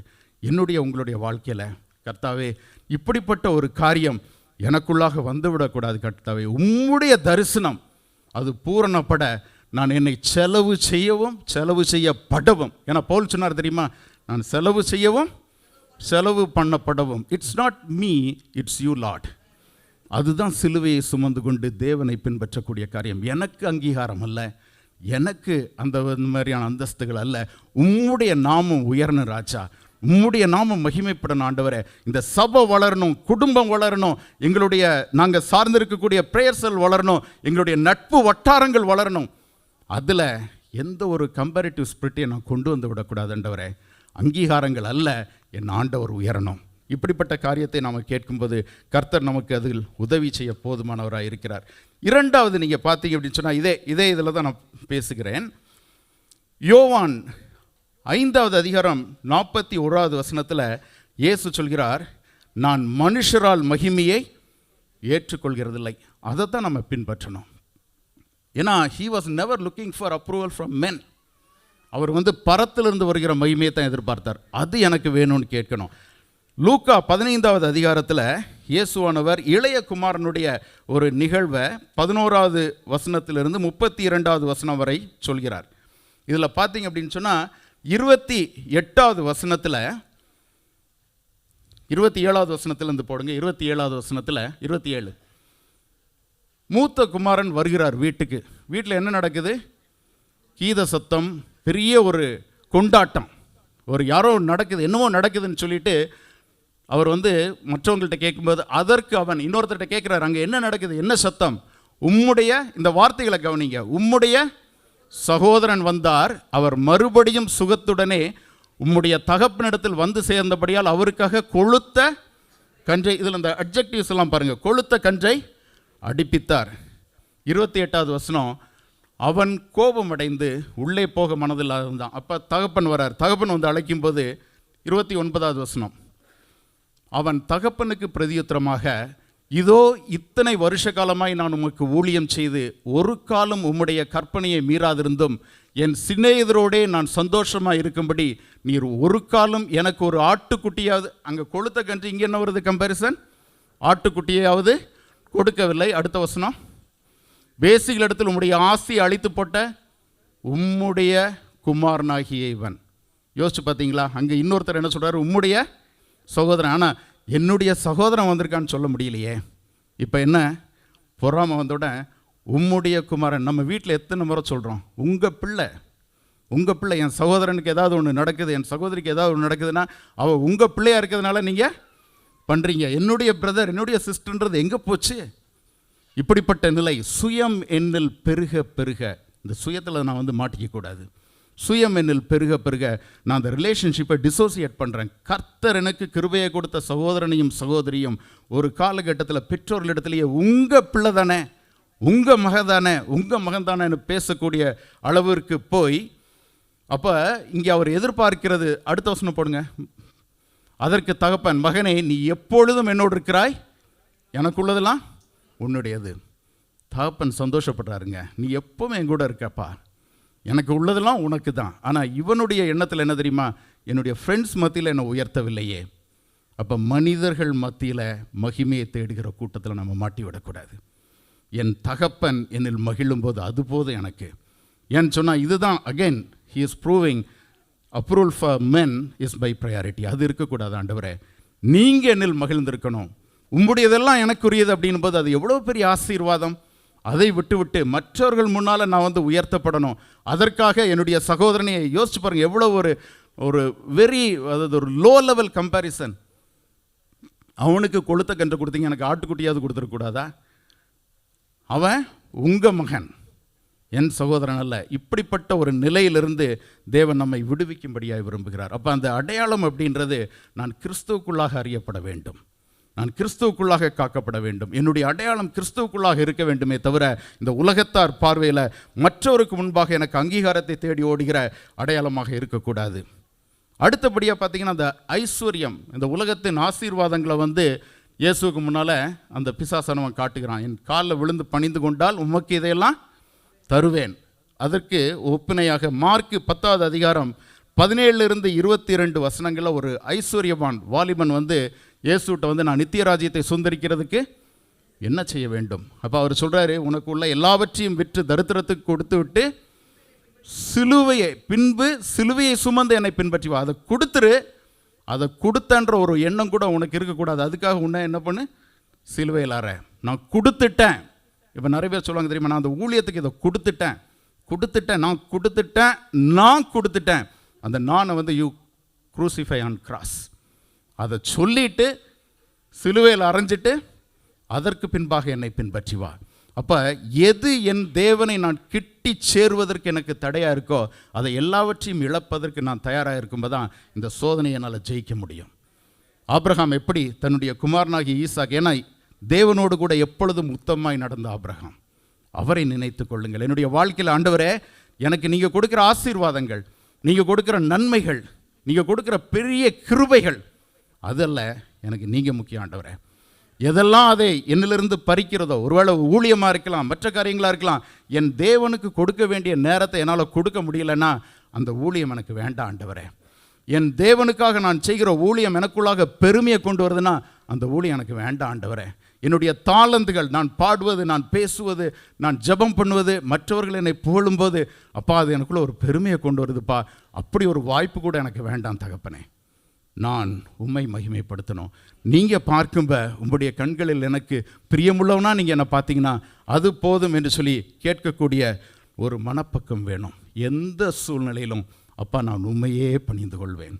ஏன்னா சிலுவையில் நீங்கள் எனக்காக, இரட்சகராகிய இயேசு எனக்காக மரித்தீங்களே, உம்மை நான் நினைத்து அந்த சிலுவையை அனுதினமும் எடுத்து நான் பின் செல்வேன் என்ற தீர்மானம். அப்போ சோதனைகளை நாம் ஜெயிக்கிறது இயேசு கிறிஸ்துவால். அப்போ சோதனையை ஜெயிக்கணும்னாலும் கிறிஸ்துவ அவசியம். அடுத்தபடியாக என்னை பலப்படுத்துகிற கிறிஸ்துவாலே பரிசுத்தமாய் வாழ்வேன். என்னை பலப்படுத்துகிற கிறிஸ்துவாலே பரிசுத்தமாய் வாழ்வேன். லூக்கா 21:36, அதாவது இன்றைக்கி நடக்கக்கூடிய காரியங்கள் எப்படி இருக்கும் அப்படின்றது அன்றைக்கே இயேசு கிறிஸ்துவானவர் இந்த 21வது அதிகாரத்தில் பேசுகிறார். உலகத்தின் முடிவு பரியந்தம் என்ன நடக்கும்ன்றதை சொல்லிட்டு இருக்கும்போது 36வது வசனத்தில் அவர் சொல்கிறார், ஆகையால் இனி சம்பவிக்க போகிற இவைகளுக்கெல்லாம் நீங்கள் தப்பி மனுஷகுமாருக்கு முன்பாக நிற்க பாத்திரவான்களாக எண்ணப்படுவதற்கு எப்பொழுதும் ஜெபம் பண்ணி விழித்திருங்கள். பிசாசுடைய அடுத்த டெஸ்ட் என்ன தெரியுமா? அவருக்கு முன்னால் நீங்களும் நான் நின்றக்கூடாது, அந்த பாத்திரவான நிற்கக்கூடாது. we should never stand with the worthiness to witness the son of God, son of man when he comes. அவர் வரும்போது அவருக்கு முன்னால் நான் பாத்திரவானாய் with all the worthiness நான் நிற்கக்கூடாது அப்படின்றத பிசாசானவன் நமக்கு எதிராக கொண்டு வந்துட்டே இருப்பான். அப்போ அதில் கர்த்தர் என்னை தகுதிப்படுத்தணும், என்னை பாத்திரவான மாற்றணும்னா, என வேதம் சொல்கிறது 1 பேதுரு 1:15-16 உங்களை அழைத்தவர் பரிசுத்தராய் இருக்கிறது போல நீங்களும் உங்கள் நடக்கைகள் எல்லாவற்றிலும் பரிசுத்தராயிருங்கள். நான் பரிசுத்தர் ஆகியால் நீங்களும் பரிசுத்தராயிருங்கள். அவர் பரிசுத்தருங்க, அவர் பரிசுத்தர். அப்போ அவரை நான் தரிசிக்கணும்னா பரிசுத்த வாழ்க்கை வாழ்ந்தே ஆக வேண்டும், அதில் நோ காம்ப்ரமைஸ். அப்போ அந்த பரிசுத்த வாழ்க்கை அவர் விரும்புகிறபடி நான் வாழணும் அப்படின்னு சொன்னால் அது என்னால் ஆகாது ஆண்டவரே, அதை உணரணும். அந்த பரிசுத்த வாழ்க்கை என்னால் வாழ முடியாது, உம்மால் மட்டும்தான் அதை எனக்கு கிருபையாக அருள முடியும். ஒவ்வொரு நாளும் அவருடைய பாதத்தில் கேட்கணும், நான் உமக்கு பிரியமுள்ளவனாய் பரிசுத்தமாக வாழ்ன ஆண்டவரே, என்னுடைய ஐம்புலன்களையும் உம்முடைய பாதத்தில் வைக்கிறேன் ராஜா. அது அநேக வேளைகளில் இட் வீக்கன்ஸ் மீ, என்னை பலகீனப்படுத்துது. ஆனால் என்னை பலப்படுத்துகிற கிறிஸ்துவாகிய நீர் இவைகளில் எனக்கு ஜெயம் தரணும்னு சொல்லி நாம் கேட்கணும். 1 தெசலோனிக்கேயர் 3வது அதிகாரம் 13வது வசனம் இப்படியாக சொல்கிறது, நம்முடைய கர்த்தராகிய இயேசு கிறிஸ்து தமது பரிசுத்தவான்கள் அனைவரோடும் கூட வரும்போது நீங்கள் நம்முடைய பிதாவாகிய தேவனுக்கு முன்பாக பிழையற்ற பரிசுத்தமுள்ளவர்களாக இருக்கும்படி உங்கள் இருதயங்களை ஸ்திரப்படுத்துவாராக. அந்த பரிசுத்தம் இருதயத்தில் ஆரம்பிக்கணும், இருதயத்தில் ஆரம்பிக்கணும். வெளிப்புறமான பரிசுத்தமோ வெளிப்புறமான சடங்காச்சாரமோ வெளிப்புறமான பாரம்பரியங்களோ அல்ல, என்னுடைய இருதயம். ஏன்னா இருதயங்களை ஆராய்ந்தறிகிற கர்த்தர் அவர் பரத்திலிருந்து பார்க்கும்போது என் இருதயம் பரிசுத்தம் உள்ளதாக காணப்படணும். அப்போ அந்த இருதயம், அந்த பரிசுத்தம் அப்படின்றது இருதயம் சம்பந்தப்பட்டது. அந்த இருதயத்தை நான் காத்துக்கொள்வதை விட என் பிதா மட்டும்தான் காத்துக்கொள்ள முடியும், ஆவியானவர் மட்டும்தான் காத்துக்கொள்ள முடியும். அவருடைய கரத்தில் நான் கொடுக்க பழகிக்கொள்ள வேண்டும். ஏன்னு சொன்னால் நீங்கள் பார்த்தீங்கன்னா மத்தேயு 15வது அதிகாரத்தில் இயேசுவானவருடைய சீஷர்கள் கை கழுகாமல் சாப்பிட்டாங்க அப்படின்றத குறித்து அவர்கிட்ட அநேக கேள்விகள் கேட்குறாங்க. அதெல்லாம் அவர் பேசிகிட்டு இருக்கும்போது 15வது அதிகாரம் 8வது வசனத்தில் இந்த ஜனங்கள், இந்த வார்த்தைகளை கவனிங்க, தங்கள் வாயினால் என்னிடத்தில் சேர்ந்து, எதனால் சேர்கிறாங்க?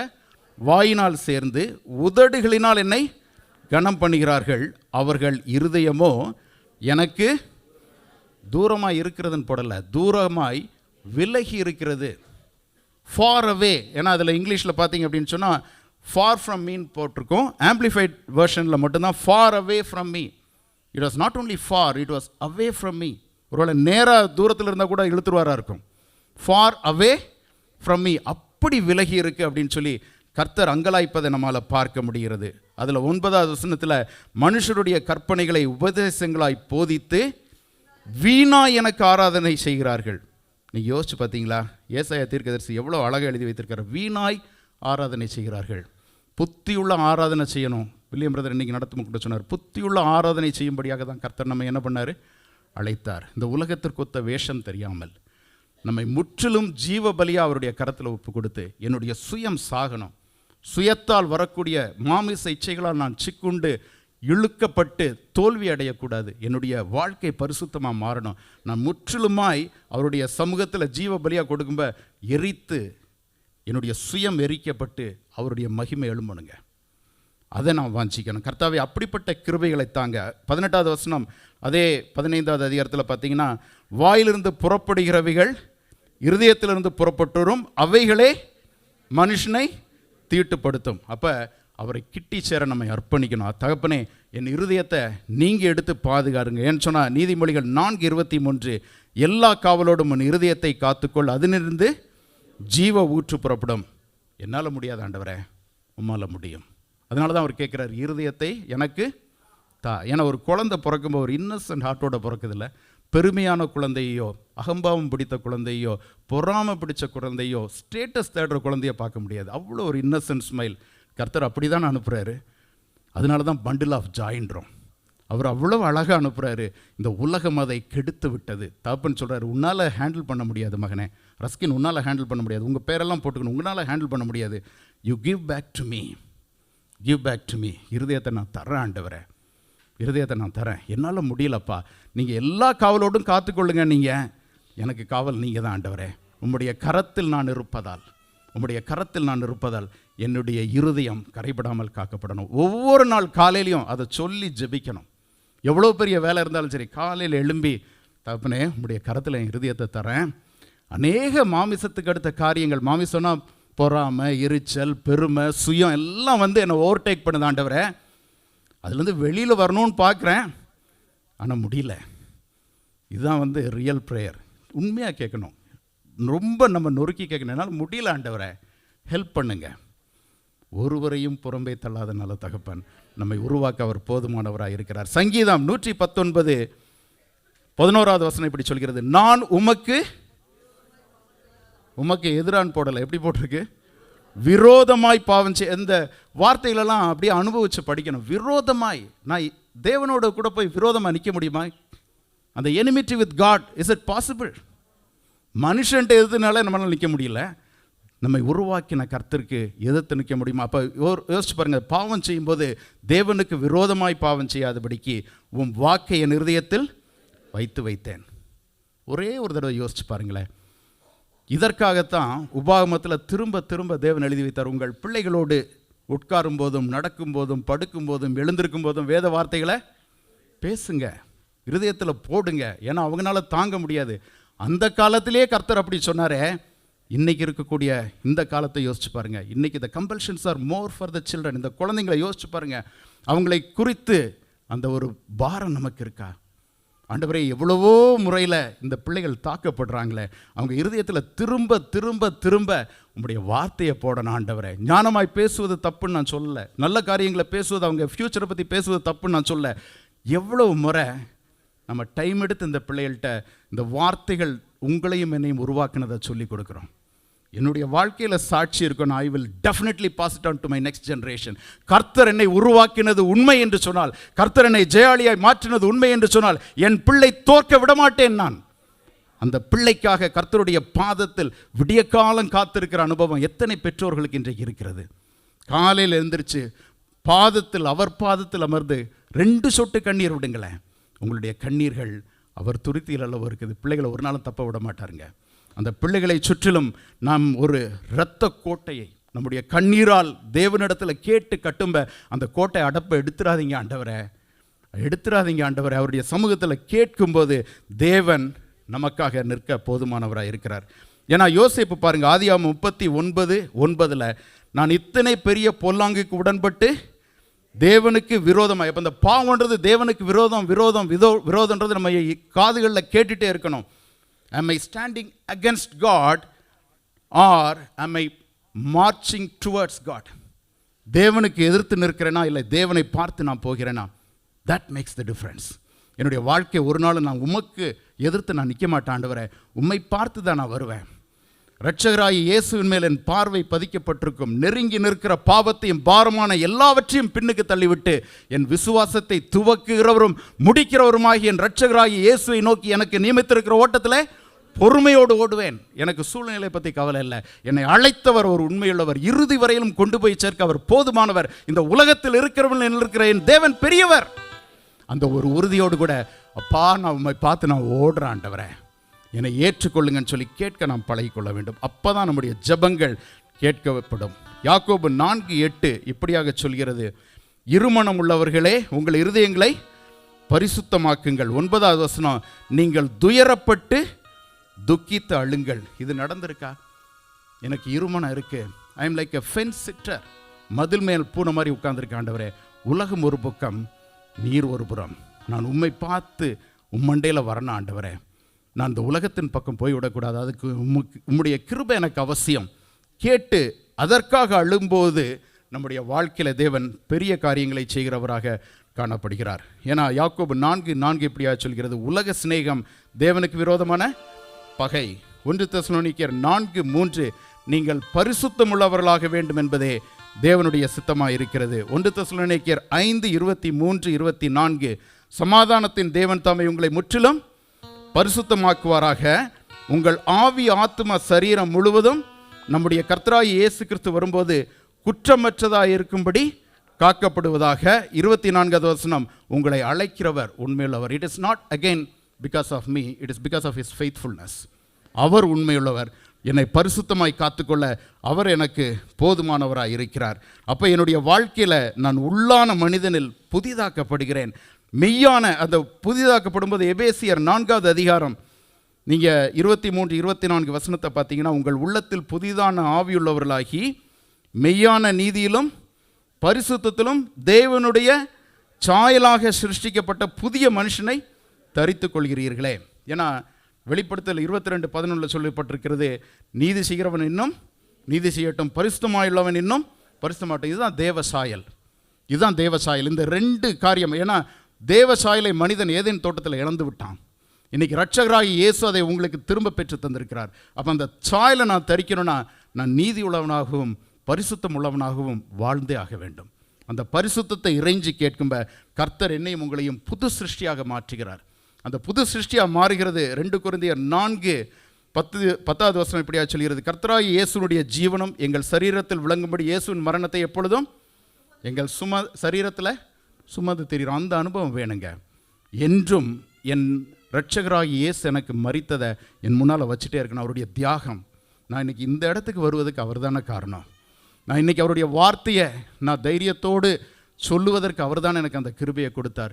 பயத்தோடும் நடுக்கத்தோடும் அவரை ஆராதிப்பதற்கு அவர் தான் அந்த கிருபையை எனக்கு கொடுத்தார். நான் இந்த நிலையில் வருவதற்கு என் தேவன் தான் அந்த கிருபையை கொடுத்தார். அவருடைய ரட்சிப்பல்லவா என்னை அப்படி மாற்றினது. நான் அவரை சுமந்து தெரியும் போது என்னில் இருக்கிற சுயம் அந்த சிலுவையில் அறையப்படுகிறது. 3வதாக என்னை பலப்படுத்துகிற கிறிஸ்துவாலே நாம் அழைப்புக்கு பாத்திரவான்களாய் நடக்க பழகிக் கொள்கிறோம். முதலாவது என்ன பார்த்தோம்? பலப்படுத்துகிற கிறிஸ்துவாலே என்ன பண்ணுகிறோம்? சோதனைகளை ஜெயிக்கிறோம். 2வது பலப்படுத்துகிற கிறிஸ்துவாலே பரிசுத்தமாய் வாழ்கிறோம். 3வது பலப்படுத்துகிற கிறிஸ்துவாலே அழைப்புக்கு பாத்திரவான்களாய் நடக்க ஆரம்பிக்கிறோம். எபேசியர் 4:1 இப்படியாக சொல்கிறது, ஆதலால் கர்த்தர் நிமித்தம் கட்டுண்டவனாகிய நான் உங்களுக்கு சொல்லுகிற புத்தி என்னவெனில், நீங்கள் அழைக்கப்பட்ட அழைப்புக்கு பாத்திரவான்களாய் நடந்து மிகுந்த மனத்தாழ்மையும் சாந்தமும் நீடிய பொறுமையும் உடையவர்களாய் அன்பினால் ஒருவரையொருவர் தாங்கி சமாதான கட்டினால் ஆவியின் ஒருமையை காத்துக்கொள்வதற்கு ஜாக்கிரதை உள்ளவர்களாக இருங்கள். ஏன்னா கர்த்தராகிய இயேசு இது ரொம்ப முக்கியப்படுத்தி சொல்லியிருப்பார். மத்தேயு 11வது அதிகாரம் 29வது வசனத்தில் சொல்கிறார், நான் சாந்தமும் மனத்தாழ்மையுமாக இருக்கிறேன், என் நுகத்தை உங்கள் மேல் ஏற்றுக்கொண்டு என்னிடத்தில் கற்றுக்கொள்ளுங்கள், அப்போ தான் என்ன கிடைக்கும்? உங்கள் ஆத்துமாக்கள் இளைப்பாறுதல் தருவோம். மனத்தாழ்மையும் சாந்தமும் நம்முடைய வாழ்க்கைக்கு மிகவும் அவசியம்.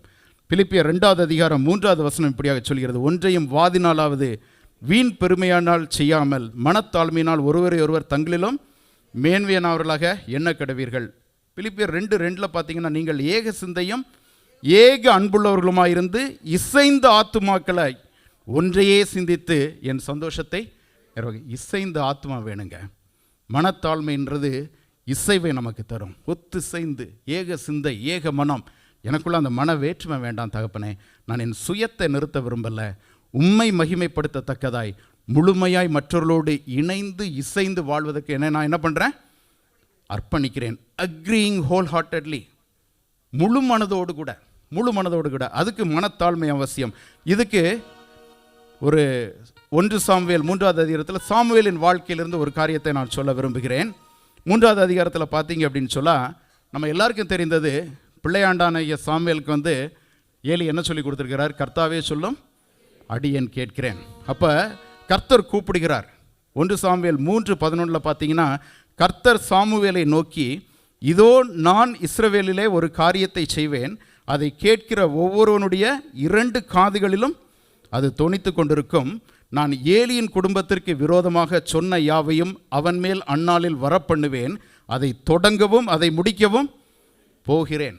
கர்த்தர் சொல்லிட்டாரு, ஒரு ஜட்ஜ்மெண்ட் ஆன் ஏலி. அது சொல்லிட்டார், இது நடக்க போகிறது, அவனுடைய பிள்ளைகள் எல்லாரும் அழிக்கப்படுவாங்கன்றத கர்த்தர் யாருக்கு சொல்லியிருக்கிறாரு? சாமுவேல் ஆகிய பிள்ளையாண்டானுக்கு. 18வது வசனத்தில் பார்த்தீங்கன்னா ஏலி கூப்பிட்டு கேட்குறாரு. அதுக்கு முன்னால் கர்த்தர் என்ன சொன்னார் அப்படின்றத. அப்பொழுது சாமுவேல் ஒன்றியம் அவனுக்கு மறைக்காமல் அந்த காரியங்களை எல்லாம் அவனுக்கு அறிவித்தான். இது எப்போ நடந்தது அப்படின்னு சொன்னால், எப்போ தேவனுடைய வசனம் அபூர்வமாக இருந்ததோ அந்த நாட்களில் கர்த்தர் என்ன பண்ணுறாரு? சாமுவேல் ஆகிய பிள்ளையாண்டான்ட்டு இந்த காரியத்தை எல்லாம் சொல்கிறார். இதை சாமுவேல் எல்லாம் கேட்டாரே. சாமுவேலுடைய பிற்கால வாழ்க்கை எப்படி இருந்ததுன்னு பாருங்கள். 19வது வசனத்தில் சாமுவேல் வளர்ந்தான், கர்த்தர் அவனோடு கூட இருந்தார், அவர் தம்முடைய எல்லா வார்த்தைகளிலும் ஒன்றையாகிலும் தரையிலே விழுந்து போக விடவில்லை. 20வது வசனம், சாமுவேல் கர்த்தருடைய தீர்க்கதரிசிதான் என்று தான் முதல் பெயர்சபா மட்டுமுள்ள சகல இஸ்ரவேலருக்கும் விளங்கினது. 21வது வசனம், கர்த்தர் பின்னும் சீலோவிலே தரிசனம் தந்தருளினார், கர்த்தர் சீலோவிலே தம்முடைய வார்த்தையினாலே சாமுவேலுக்கு தம்மை. இதில் இருக்கக்கூடிய அந்த பின்னணியத்தை பார்த்தீங்களா? ஏலி தான் இன்றைக்கும் ஆசாரியன், அந்த ஓப்னே பினகாஸ் தான் இன்றைக்கும் கர்த்தருடைய பெட்டியாண்டையில் இருக்காங்க. இந்த சாமுவேல் இன்றைக்கும் வாசல் திறந்து மூடுகிறவன் அங்கே இருந்தாங்க. சாமுவேல் எப்படி இருந்தார்? வாசல் திறந்து மூடுகிறவராய். யார் கர்த்தர் யார்கிட்ட பேசினார்? சாமுவேல்கிட்ட. எல்லாத்தையும் சொல்லிட்டாரு, இவங்களை அழிக்கிறேன்னு சொல்லிட்டாரு. ஆனால் அந்த மனத்தாழ்மை யோசிச்சு பார்த்தீங்களா? நான் கர்த்தருக்குள் இருக்கும்போது, கர்த்தர் அழைக்கிற அழைப்புக்கு நான் பாத்திரவானாக இருக்கும்ப, கர்த்தர் உங்களையும் என்னையும் மனத்தாழ்மை உள்ளவர்களை அழைத்திருக்கிறார். சாமுவேல்கிட்ட இதை கற்றுக்கணும். யோசிச்சு பார்த்தீங்களா? எவ்வளோ ஒரு எல்லாம் சொல்லிட்டாரு கர்த்தர். அவர் தான் தீர்க்கதரிசி, அவர் தான் எல்லாம் சொல்கிறாரு. ஆனால் அவருடைய வேலை என்ன? கதவை திறக்கிறது, மூடுறது, விளக்கை ஏற்றுகிறது, அணைக்கிறது, ஓரத்தில் போய் படுத்துக்கிறது, கடைசி வரையிலும். ஏன்னா இதில் பார்த்தீங்கன்னா அடுத்த அதிகாரத்தில் போடப்பட்டிருக்கிறது, அந்த கர்த்தரின் பெட்டி பிடிக்கப்பட்டு அந்த ஓப்னி பினகாஸ் அங்கே இறந்துடுறாங்க. அதுக்கப்புறம் தான் ஏலி அதை கேட்டு கீழே விழுந்து மறிக்கிறார். அதுவரையிலும் சாமுவேல் ஆகிய பிள்ளையாண்டன் வளர்ந்து பெரியவனாகிய தீர்க்கதரிசி சாமுவேல் அந்த ஏலிக்கும் அந்த அமைப்புக்கும் அடங்கி இருந்ததை பார்க்க முடியுதுங்க. நம்முடைய வாழ்க்கை இன்றைக்கி எப்படி இருக்குது?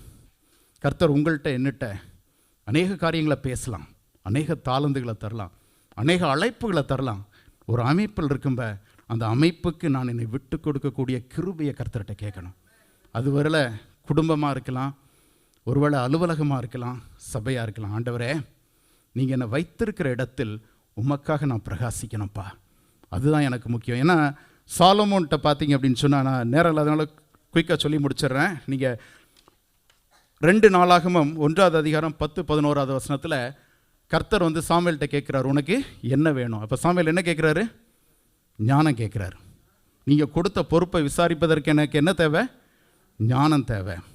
அப்போ கர்த்தர் சொல்கிறாரு, நீ உன்னுடைய பகைஞர்களுடைய ஜீவனையோ இல்லை பெரிய ஜெயத்தையோ நீண்ட ஆயுசையோ செல்வத்தையோ கேட்காதனால உனக்கு நான் அவைகளெல்லாம் கூட்டி தருகிறேன்.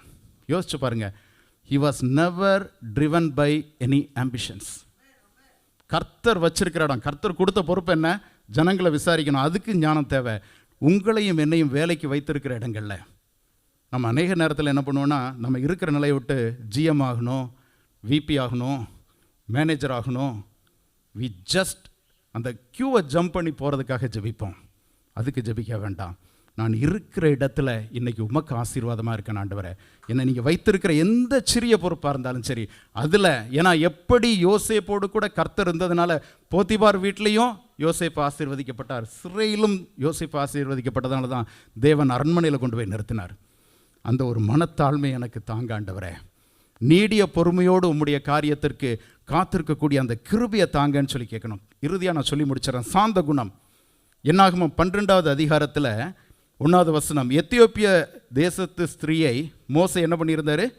விவாகம் பண்ணியிருந்தார். அதற்கு எதிராக மிரியாமும் ஆரோனும் அவன் விவாகம் பண்ணின எத்தியோப்பிய தேசத்து ஸ்திரீ நிமித்தம் அவனுக்கு விரோதமாய் பேசினார்கள். 2வது வசனம் பாருங்க, கர்த்தர் மோசையை கொண்டு மாத்திரம் பேசினாரோ, எங்களை கொண்டும் அவர் பேசினதில்லையோ என்றார்கள். கர்த்தர் அதை கேட்டார். என்ன ஒரு அருமையான இது பார்த்தீங்களா? கர்த்தர் நம்ம அவருடைய கரத்தில் அடங்கி இருக்கும்ப நமக்கு விரோதமாய் மற்றவர்கள் பேசும்போது பதில் பேசக்கூடாது. ஏன்னா இங்கே மோசே பேசல. அதனால தான் கர்த்தர் 3வது வசனத்தில் போட்டிருக்கிறார், மோசேயானவன் பூமியில் உள்ள சகல மனிதரிலும் மிகுந்த சாந்த குணமுள்ளவனாக இருந்தான். ஒரு அடி அடித்து கொண்டுட்டார் இந்த எகிப்தியனை. இங்கே எப்படி இருக்கிறாருன்னா முழுமையாய் கர்த்தருடைய கரத்தில் விட்டு கொடுத்துட்டு, I might look like a dumb fellow, doesn't matter.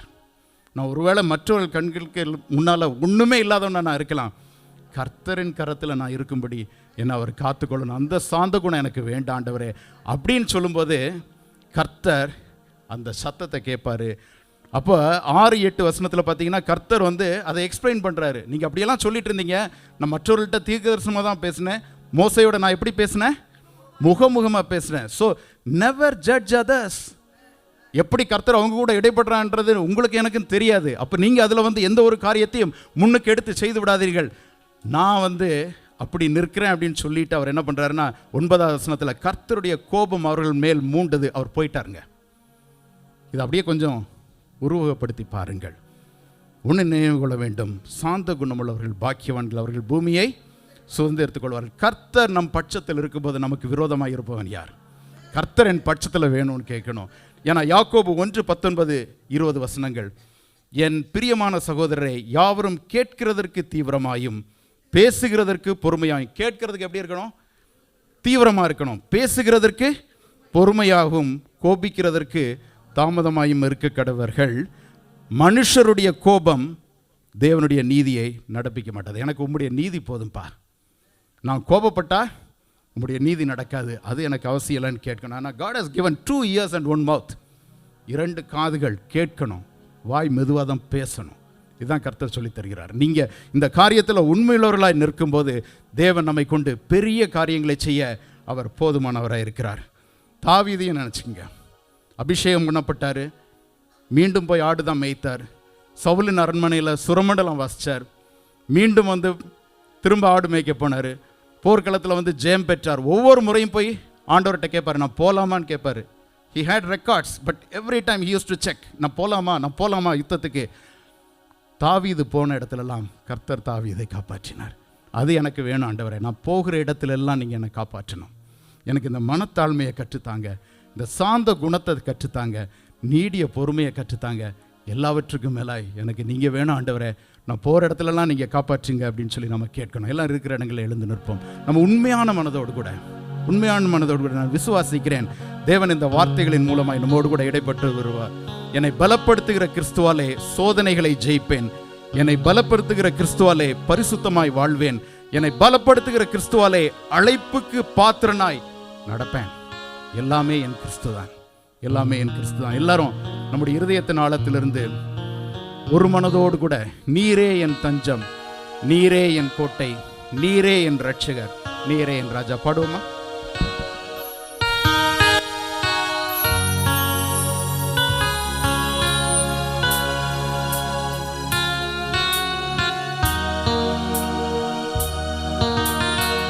நீரே என்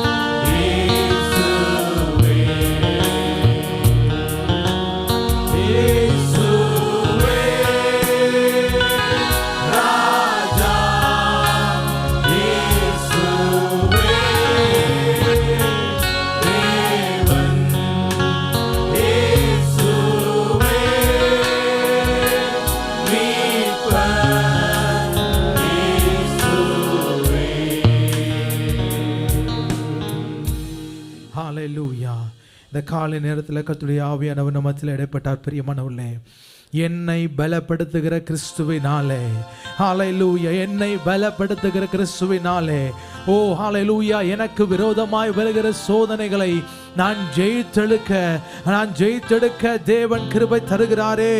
ஹalleluya, இருதயத்தின் ஆழத்திலிருந்து ஆண்டவருடைய சமூகத்தில் நம்மை அர்ப்பணித்தவர்களாக, ஆண்டவரே ஹalleluya, எங்களுக்கு விரோதமாய் வருகிற எல்லா சோதனைகளையும் நாங்கள் ஜெயித்தெடுக்க தேவன் கிருபை தாருங்க அப்பா.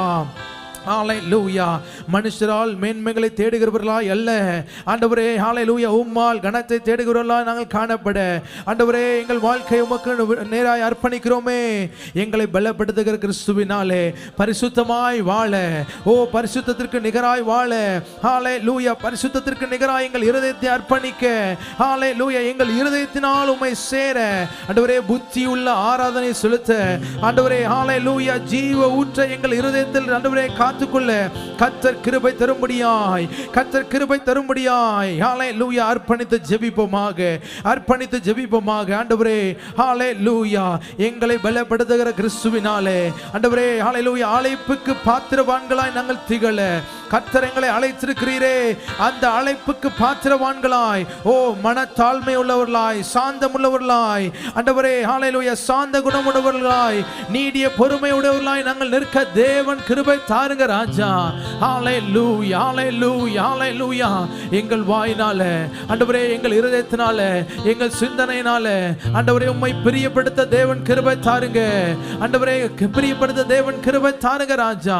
இந்த காலை நேரத்தில் வார்த்தைகளுக்கு நேராய், வசனங்களுக்கு நேராய் எங்களை அர்ப்பணிக்கிறோம். ஹalleluya, ஆண்டவருடைய சமூகத்தில் கரங்களை உயர்த்தி கேட்ட வார்த்தைக்காய் வசனத்துக்காய் நன்றி செலுத்தி அர்ப்பணிப்போமாக. ஆண்டவரே வார்த்தைகளுக்காய் வசனங்களுக்காய் நன்றி செலுத்துகிறோமே, அதற்கு நேராய் எங்களை அர்ப்பணிக்கிறோம் ராஜா. இந்த காலை நேரத்தில் வந்திருக்கிற யாவரையும் தனித்தனியாய் பேராய் உம்முடைய கரத்தில் அர்ப்பணிக்கிறோம். ஆண்டவரே ஸ்தோத்திரம் அப்பா, உம்முடைய சமூகத்தில் கிருபைகளை பெற்று நாங்கள் கடந்து செல்ல தேவன் உதவி செய்வீராக. ஹalleluya, எங்களை தாழ்த்தி அர்ப்பணிக்கிறோம். மகிமை ஒருவருக்கே நாங்கள் ஏறெடுக்கிறோம். இயேசுவின் நாமத்தில் ஜெபிக்கிறோம் நல்ல பிதாவே, ஆமென், ஆமென். கரங்களை உயர்த்தி ஆசீர்வாதங்களை பெற்றுக்கொள்வோம்.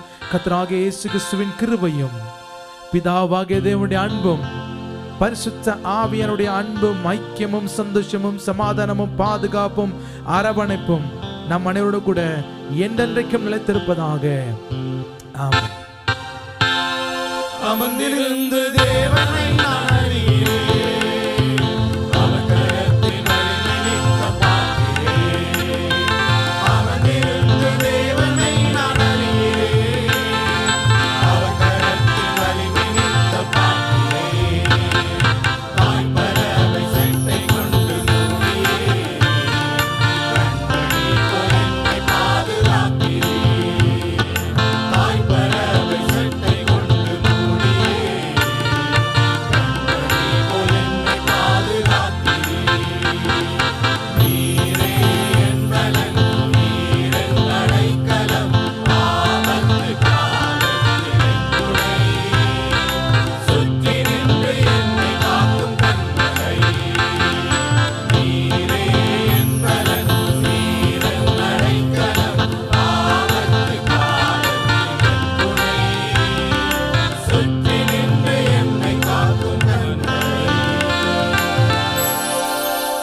இணைந்து சொல்லுவோமாக.